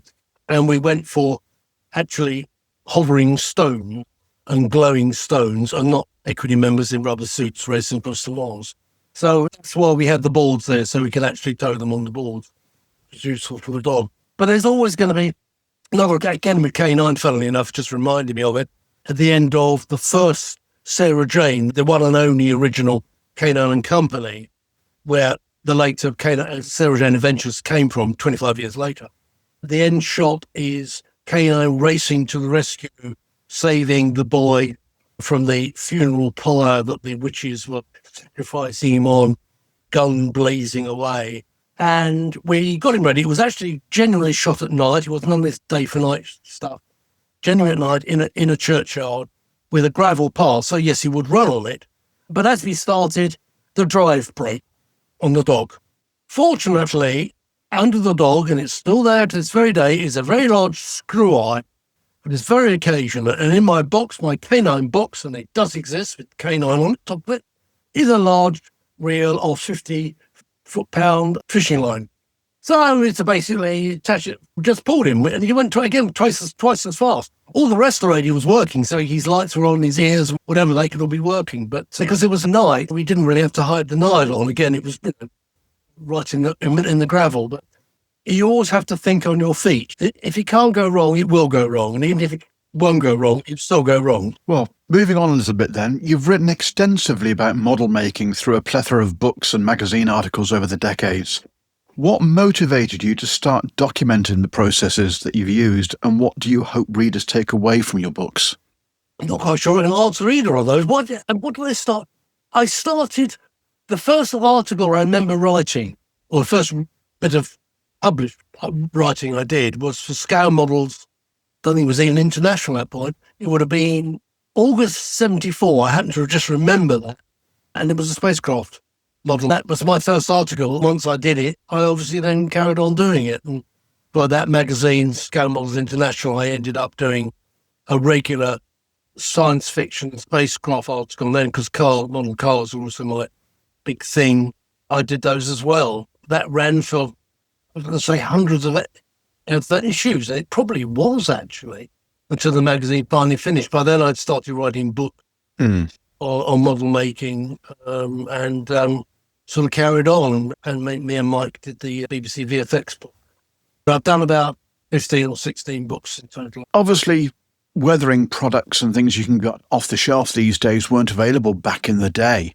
What did you used to do for actually weathering, and what was your inspiration for creating weathering on the models? Now are we talking amateur or professional? Both. They do sort of differ. Okay. You're right in the sense that for the amateur the hobby model maker, which I am as well, the idea of weathering materials is relatively new. And nowadays, Spaniards seem to be particularly good at this. They produce hundreds of different weathering things. But we do as well here, so do the Americans. And you can use them to a certain extent. In fact, for the latest shoot we've done for Blake, a lot of the weathering on the models was done using these amateur model making materials. In the older days, going back to when we were shooting the effects models, they didn't really exist. About the only thing you had was black powder. I don't mean black powder in the gunpowder sense, because that's all, but literally black poster powder, or poster powders of various colours. And we would sort of use those, but we would also use washes and things. You get a very light mix of a colour, usually not black unless you want to get rid of wires, in which case, yes, black. But most things are either not pure black, pure white, pure black, or whatever. They are a mix. Dark browns, dark reds, even dark greens, greys, whatever. And you could do washes. You can do this in hobby modelling as well. You'd literally water them down. If they were acrylic paints, you'd use water. They were enamel paint, you'd have to use meths, not white or terps. I seem to remember in the early days, it was all like the old Winsor and Newton oil paints that you took down with terps or whatever. I didn't, because they were too expensive. I tell you why, those ones, the fine art paints, the Winsor and Newtons or whatever, would tend to be used by model soldier painters. They used to use them a lot, because in some ways they were sort of doing like 3D fine art almost. It's amazing what they can do. I'm not good at that. They wouldn't normally. I'm not saying they would. The trouble is, you can't say they were never used, because obviously somebody's going to use them somewhere. Well, I think the figure painters in the 70s, that's basically what they used to paint the whole thing, was the oil. Well, exactly, but they're not just to make washes. They're dirty. I have to say, a lot of those figures, I would think they're too clean. But when they did wash them, they would have been using the same material, I would assume. Whereas with the standard model maker or the non-figure model maker, the cars, the tanks, the aircraft, whatever, the ships, would probably be using Cumberland enamels in this country, Tester's equivalent in the States or whatever. You basically would be using washes from those. You'd either use a mix of those. People did start to use dry paints, as I said, poster paints, because they could be mixed in or used dry. One big difference, I would say, between the amateur model maker and I would say professional in miniature filming model maker, is that the amateur hobbyist would be making the model which is permanent. The famous ones, of course, are tanks. I mean, they're always going to get, that's what all the mud was invented for, was for tanks. There's going to be no diorama which hasn't got some mud or whatever equivalent of there, or sometimes even real mud works just as well. But the thing is designed to be fixed. So consequently, the weathering is fixed. Now, on the effects model making, invariably it isn't. It's put on just for that shot. And then if another shot, we might add a bit more or take a bit off or whatever. Hobby model maker is going to have it fixed down and doesn't want to open the window, open the door and all the dust blow out all over the place. Now we, doing particularly bases, and this applies to just spaceships flying through the air, particularly with the base we were doing recently for these reshoots, those are not fixed down by any means. They're literally put together at that particular moment, and then they have to be cleared up after the shoot because we've got another one down, but they may be readjusted to a completely different angle, which means moving all the rocks around. Literally, we were doing moving the rocks, moving the sand, real plants we were actually using as well, which would not be used normally by an amateur model maker. Yes, it still wants to get a realistic result. The way you go about it is different. Matt, on that basis, with studio lighting, did you find that you had to really exaggerate some of the weathering and effects? Would it have changed your approach? Was it something that you had to consider? You consider it, but you are down then into the hands of the DP, the direct photography. Yeah. Because their job is to light. We can only go so far on this. If you're doing your own amateur shoot, yes, you're lighting it yourself, or your own amateur photography. Professionally, no, you're going to have a DP there. and they will be lighting it. And whatever the story would dictate, it's always difficult with a space shot. It's always at night, isn't it? Let's put it this way, if we're doing a model base, is it during the day? Is it we literally did it? We did one that was during the day and then during night, and therefore lighting changing. Yeah. I have to say, modern lighting techniques in the old days, when you'd be bringing a Jenny in because you were running film at high speed, they needed as much light as you possibly could put on the thing. So much so that the Liberator engine used to melt for monotonous regularity because we had a 500 watt photo flood bulb in it. Which is actually quite true. I think we went through about 6 of them, had to get rebuilt. The trouble was, I mean, a 500 watt photo flood puts out one hell of a lot of heat. Yeah. It's a case of run camera, then switch the engine on, then switch the camera. Normally, everything's ready, and the camera goes on at the last minute. With the Liberator, no, it wasn't. The engine went on. Matt, with your hobby modelling, you're quite a passionate car builder, aren't you? Yes. What would you say draws you to building cars? Is it probably because you've done so much sci-fi stuff, or are you a car person at heart? I'm a car person at heart, really, I think. Particularly American cars. I've got American cars here. Yeah. Real ones, full-size ones. I drive them. Nothing works spectacular, but, unfortunately, I haven't got a Mustang or a Firebird. Would be nice, but there we are. I've got lots of modern ones. No, I suppose it started. The question you haven't asked me is, what was my first model kit? Go on then. My first model kit, I know that exactly. It was an Airfix Austro-Antarctica. Ah, okay. Little aeroplane. And the second one was a Yes. plane. Because at that particular point, remember, we're going back to the 60s here, and there wasn't much. How old would you have been? I was born in 1948, so do the math, as an American persons quaintly don't say. So I was at school during the 60s, and the thing was then, compared now, what was there to do? The boys, and probably girls as well, but I mean, I happened to be a boy, and most of your mates tended to be boys as well. I'm an only child, so I didn't have siblings. You went to youth club, went to scouts, you played football, that's proper football, that's American rubbish, or you built models. There wasn't really much else to do. So we all built models, and I said, and you go to Woolworths, if you can remember what that was, where Airfix, also slightly unfairly, got all the kits before the model shops themselves got them. They got them a month early. So you went to Woolworths to buy your 2 shilling fixed kits. 2 shillings, 10p in modern money. And, got it out and pulled it, slapped it together as quick as you can with it all glue all over the table, much to your mum's disgust. And that, as I said, literally, I do remember the first one was, because let's face it, they did more aircraft than anything else. But you did actually, but I remember, at the time, you bought every Airfix kit, and you built it, didn't matter whether it was a figure, ship, a tank, a trackside accessory, or an aircraft. But what I realised was their cars were very nice, but they were A32nd scale, which was quite small. And they didn't have any chrome parts. And you saw these American kits, Revell, AMT, whatever, and they were bigger because they were 25th scale. There's a lot of, I could tell you loads of stories about kit scales, but I won't go into it now. You can do a whole program on kit scale, why it's 125th and not 124. And they had rubber tyres, actually were vinyl, but anyway, looked like rubber, and chrome parts. And they were American cars, which you didn't often see on the streets. That's why it got me interested in a larger scale. They just happened to be, Revell did an E-type Jag as well. So, we left it all right and right. But that had rubber tyres and chrome parts. So that's why I sort of got interested. And the first kit I bought, the first non-Airfix kit would have been AMT 1962 Ford Fairlane, which I still... Very nice. I do remember that too. You know what that vehicle is? Yeah, there's a few that go to the classic car shows. I've seen them there. Fairlane is a standard. I know absolutely nothing about American cars. It was a standard mid-Ford size Ford car. It wasn't the smallest. It wasn't the size of a Galaxy. It was a standard. It'd be big by our standards, but it was full Granada size, that sort of size, probably slightly bigger. Okay, so with your car building hat on, what do you use these days as your primary paint of choice? And are you looking for the deep gloss effect, or are you just looking for a... No, it's the one thing I don't for is a deep gloss effect, because paint finish is a scale. Any model finish is scaled. If you put a high gloss finish on a model car that's 25th scale, all right, bigger than 32nd, it's too glossy.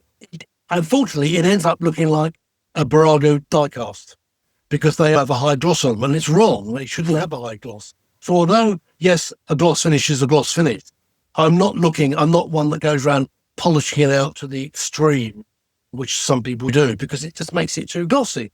I've always worked on that principle. Paint-wise, it depends what it is. If it's a standard colour, red, blue, green, I would use Humbrol. The modern Humbrol spray. And I always use sprays, both spray cans, or the Americans call Raffle cans, or I suppose it is, or an airbrush.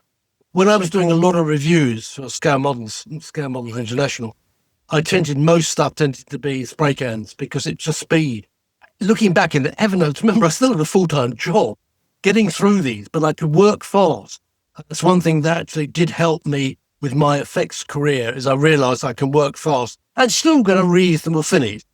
Like I've wrecked one side of this model that's going to be in the magazine, but I've wrecked the left-hand side, and I'll just photograph it from the right-hand side. I'm not dealing with the interior and the chassis, and it's a sports car. It's going to be black. Put all the finish on the outside, red and the chrome, whatever, on the chrome hubcaps, or wheel embellishes, technically speaking. You know where to compromise. I'm doing the photography anyway, and I'm lighting it because it's my own shoot. So I'm my own boss in a particular case. I know what to actually do. Otherwise, I have to import them officially testers paints from the States. You can also get Tamiya paints as well, so I can use some alternative colours with Tamiya. Or I will airbrush. There's a company called Zero Paints here that do virtually any colour. Got to be airbrushed. And it comes out matte, so you've got to clear coat it. But it means if you want that actual colour for the A-Team GMC van, they do it. Got it. Gotcha. Okay.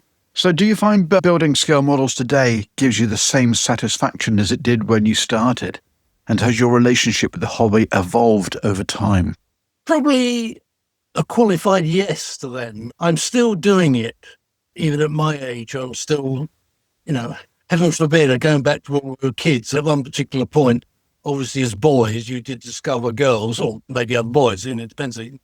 Quite acceptable these days. It takes your mind off of building models. I think it was the editor I knew, he's moved to round 2 now, but Skinner at Sunscale Modeler, I did do some writing for. They a heck of a lot better, actually, being American, even in dollars.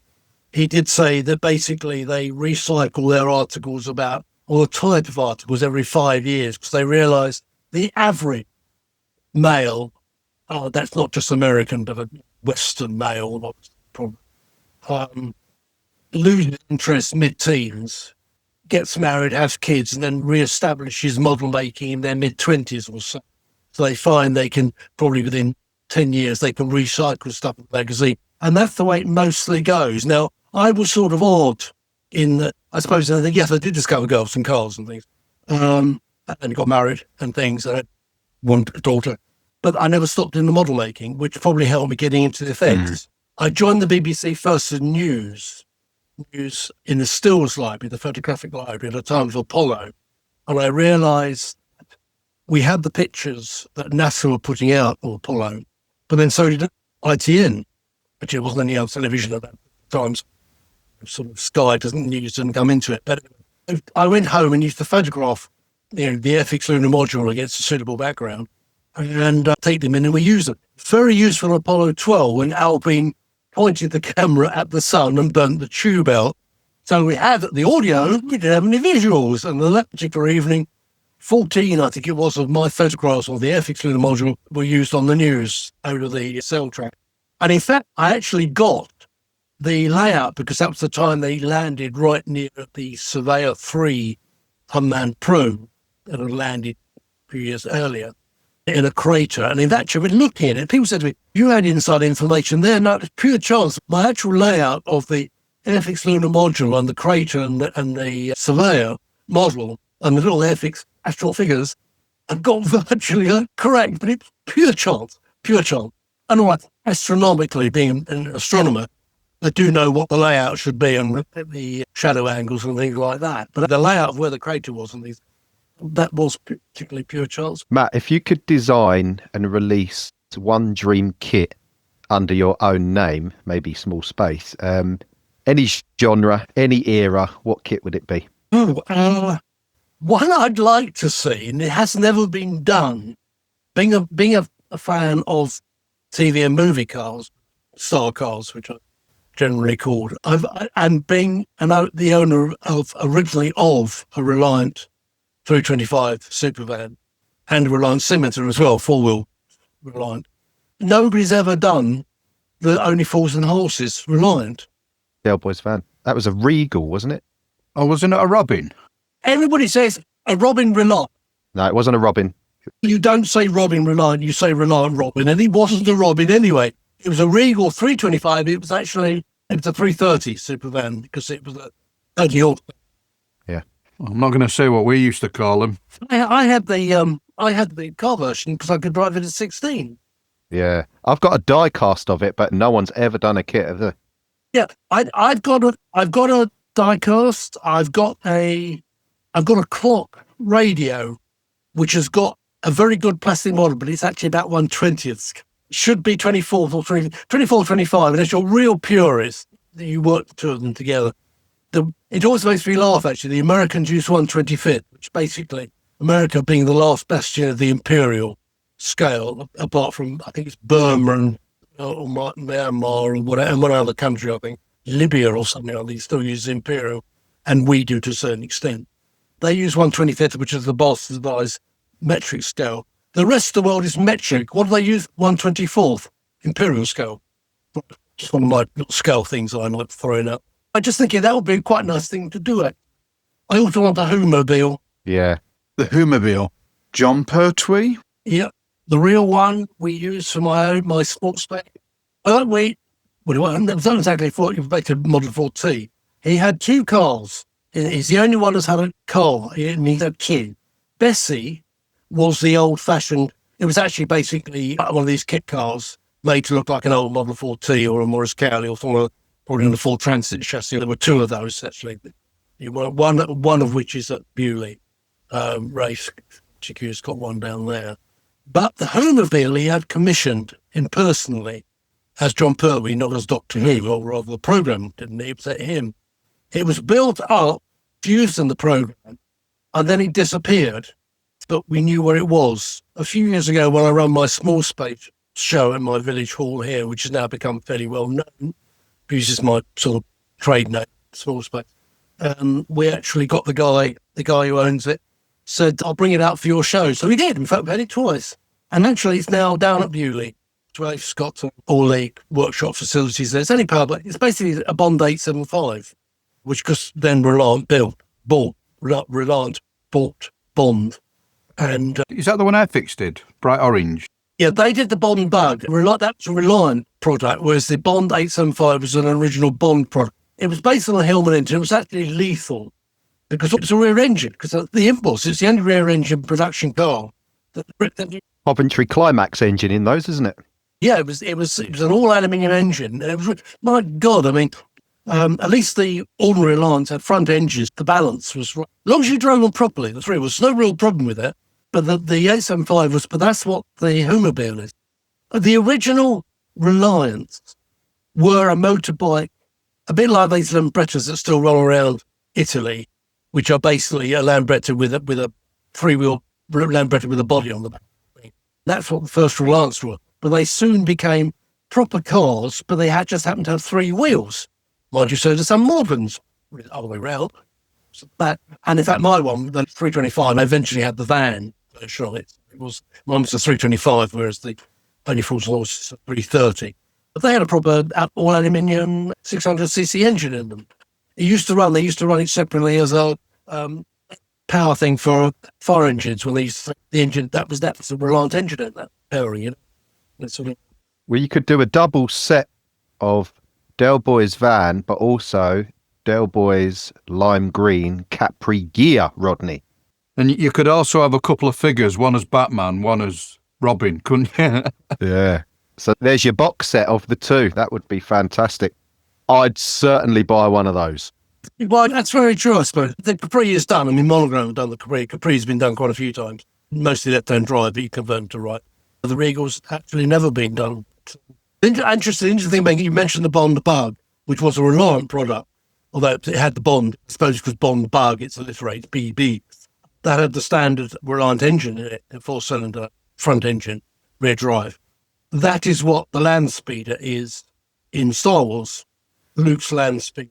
And the funny thing about it, because basically, the thing about any Reliance kit, count my scimitar, because they're fiberglass bodies, they're all on proper steel chassis. You can take the body off and put another body on it. And that's exactly what they did with the land speeder, with Luke's land speeder. Because I emphasize Luke because since it's been Han's land speeder, built in the States. The thing about this one, of course, it was a British car built here, right-hand drive. You look at a lot of the American shot, and in the movie, it's right-hand drive. Luke's sitting on the right side, driving it. C-3PO or whatever, or Obi-Wan is in the passenger seat on the left. If you look at American shots or stills, they flip it. They think, oh, it's got to be left-hand drive. No, it isn't. Han's land speeder is left-hand drive because it's built in the States. But no, Luke's one is right-hand drive. And in fact, there are several kits of it. And in fact, AMT are doing one for next year. It'd be in 12th scale. And they better make sure it's right-hand drive as well. Yes, indeed. Fantastic. Well, just before you go, Matt, just tell us what you've got on your bench at the moment. What are you putting together? Up until the weekend, I've been repairing some of the Blake models we were using for filming, which, of course, obviously is my professional hat. With my amateur hobbyist, I've been, with my Star Cars hat on as well, I've been building the new Revell kits from Stranger Things. And I built the truck and the Camaro, Billy's Camaro, which wasn't featured very much, but why they did it was they had an existing kit. It was a monogram kit that they reused. They redid the truck, but they didn't have the correct Chevy truck. But then they've also done the pizza van, which is only in season 4, but it's in it a lot. I take it you're a fan then? Oh yeah, yes, I'm absolutely a fan of it. Have you not seen any of Stranger Things, Mark? Maybe the first one, I think. Right, well, you need to, it's one of the things you need to persevere. It's like the Goonies meets science fiction and classic horror. It's fantastic. Really good fun. It's a great mix. Duffer Brothers have actually been very clever with it. It's a good cast. The only trouble is, because it's been so long, all the cast that started off with pre-teen, and now... Yeah, they've all grown up now, haven't they? They're mid-20s and married, it's sort of very strange. But of the kits, I did the truck. Hopper's truck, isn't it? Hopper's Chevy Laser truck. Having sorted the colours out, because I'm sure the colours they gave were wrong. Then the Camaro, as I said, which is a dark blue, that was all right. But what really threw me was the pizza van. The model, it's the T3 VW Type 2 T3. Type 2 means it's the van, not the Beetle. Type 1 is the Beetle, Type 2 is the van. So then it's T1, 2, 3, whatever. So this is the T3, and it's the Beetle. Is that a bay window? Is that the one they call a bay?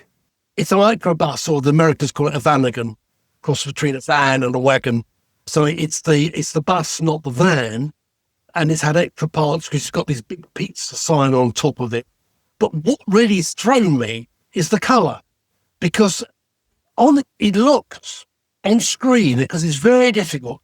Back to lighting, funnily enough, about this, it's a yellow colour, but it's not a bright yellow. And I went through all my cans of paint. Is it this tested colour? Is it this Humber? Is it this Tamiya? No, I cannot. It's the wrong. This one, it's too brown. They go to the camouflage. No, they're too brown. They're not yellow enough. And eventually I went into B&Q and I went to their can displays, and they Rust-Oleum. Ironically, Rust-Oleum actually owns testers now, but we can't get testers in the UK. We can get Rust-Oleum. And had this lemon yellow, buttercup yellow, matte buttercup yellow. Like a wishy-washy yellow? Yeah, it was sort of yellow, but it wasn't a bright sunflower yellow. I thought, that's about it. And it's matte that I can put gloss coat over it. So I got it back and I did a test. I thought, that's about the nearest. I compared it with the box art Revell supplied, which of course is art, could be, but also screen grabs on the car part of IMDb. Just what is it? Some of the night shots that's used is daytime shot. Yeah, this is about the closest I'm going to get. But the most interesting thing was I sprayed it. It's not matte at all. It's high gloss. Well, talk about it's gloss. It's not high gloss, but it's only gloss. I don't have to put it there. It saves me one job. So at least I've now got the body done, the correct colour. I've trimmed the windows, which are black. I've used black bare metal foil because trying to individually paint, my hand is still, for my age, thank God, steady. Visually, you can see this on radio. It's a bit of a problem. So I bare metal foil the windows, and probably maybe tomorrow, if I give myself a treat, I might put the decals on it, because all these big decals all over the place. Would you do any figures, Matt? Would you do a Demogorgon or a Demidog or something like that? I will do figures that fit in with if I'm doing the cars. I mean, like say the Dukes of Hazzard, you can get the cars, Cousin and Daisy, Uncle Jesse. And you get the police car. Yeah, the police car. Was that the one with Roscoe P. Coltrane? Roscoe P. Coltrane. And Anus. He got his figure, and who drives the pickup truck? Cooter's truck, which is wrong for the series. But anyway, it's what was issued by MPC, because I had it already in the catalogue. In fact, the General Lee was wrong for years, because they reissued their NASCAR body, which has the streamlined rear window, where the actual Charger they used had the tunnel rear window. They still sold millions of the things, but they've now actually retooled it. I moaned at them so long, they were going to retool it, really. So they've retooled it, and it's actually now got the correct window on it. Probably everybody's got them now, and you can't do the series anyway now because they can't use the Confederate flag. So yeah, no, in that way, I will do figures that will go with the fit out will go with the various cars. So, because most of them haven't got figures. Like Stranger Things, there are no figures. Somebody may end up producing them. They're usually all garage produced, and of course they're all 3D printed. Yeah. But somebody may well do them, in which case, yes. Well, Matt, I must admit the conversation this evening has taken so many different directions I wasn't expecting when we actually started the conversation this evening, but absolutely fascinating all the way through. And thank you very much for your time. You've enjoyed going down memory lane as much as we've enjoyed taxing your memory of what you used to do in days gone by. Well, I think it was mostly correct. A few things you're saying, what's this thing? Anyway, but no, I do tell these stories, just to various people every now and again. I'm not necessarily for broadcast. Consequently, they do remind me every now and again about the various things. I think, I'm pretty sure that's correct. Thank you very much for your time. Much appreciated. Okay. And hopefully we'll get the chance to meet up possibly at Telford, Scale Model World. Possibly not. No, I'd have other things around that time. Hopefully we'll see you sometime in the future. I won't be there, but no, and if you want to carry on at some particular point, or that'd be much appreciated. I can ramble on about other things. Brilliant. Part 2 will be in the future. That's all right, thank you. Yeah, that was great. Thank you very much, Matt. Cheers, Matt.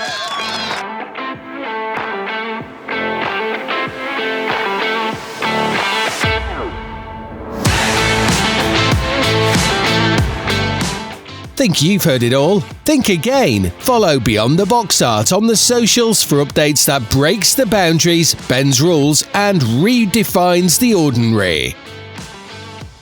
Well, that's about it for this episode of Beyond the Box Art. A huge thank you first to Scott from the Scale Modelers Supply. Mate, we really appreciate you getting up extra early in Australia to chat with us and share what's going on down under. And of course a massive thank you to Matt for taking us behind the scenes for some of the most iconic BBC sci-fi ever made, from Doctor Who to Blake 7. And I for one can't wait to see those newly reshot model sequences on the Series 2 Blu-ray for Blake 7. Now, next episode we've got a real treat. We'll be chatting with Jamscrew about their brilliant Seeking conversions in 48 scale, and yes, the upcoming 32nd scale version 2. Also joining us, members of the IPMS UK Scale Model World team. We're busy getting everything ready for Telford in November. That episode will drop on the Thursday before Telford, so make sure you give it a listen while you're on your way to the show. Plus, we've got a special bonus episode dropping midday on the Saturday of Telford that we've already recorded. What's it about? Shh, it's a secret for now, but trust me, there's a reason it's a secret, and you'll find out soon enough. So make a note in your show plan for Telford to come and say hi to us at the Beyond the Box Art Pod Lounge in Hall 1. If you come up to me and you're one of the first 100 to do so at Telford, you'll get a special BenchMates sticker. Also, we'll have regular show stickers to give away, and we'll be demoing the Zimmerit tools from Ammo, plus giving you the opportunity to have a play with the tools and the paste yourselves. Also, we'll have some goodies from Phase Hanger and Fishcop Model Supply on the stand as well. So until the next episode, from all of us on the team, keep well and bye-bye for now.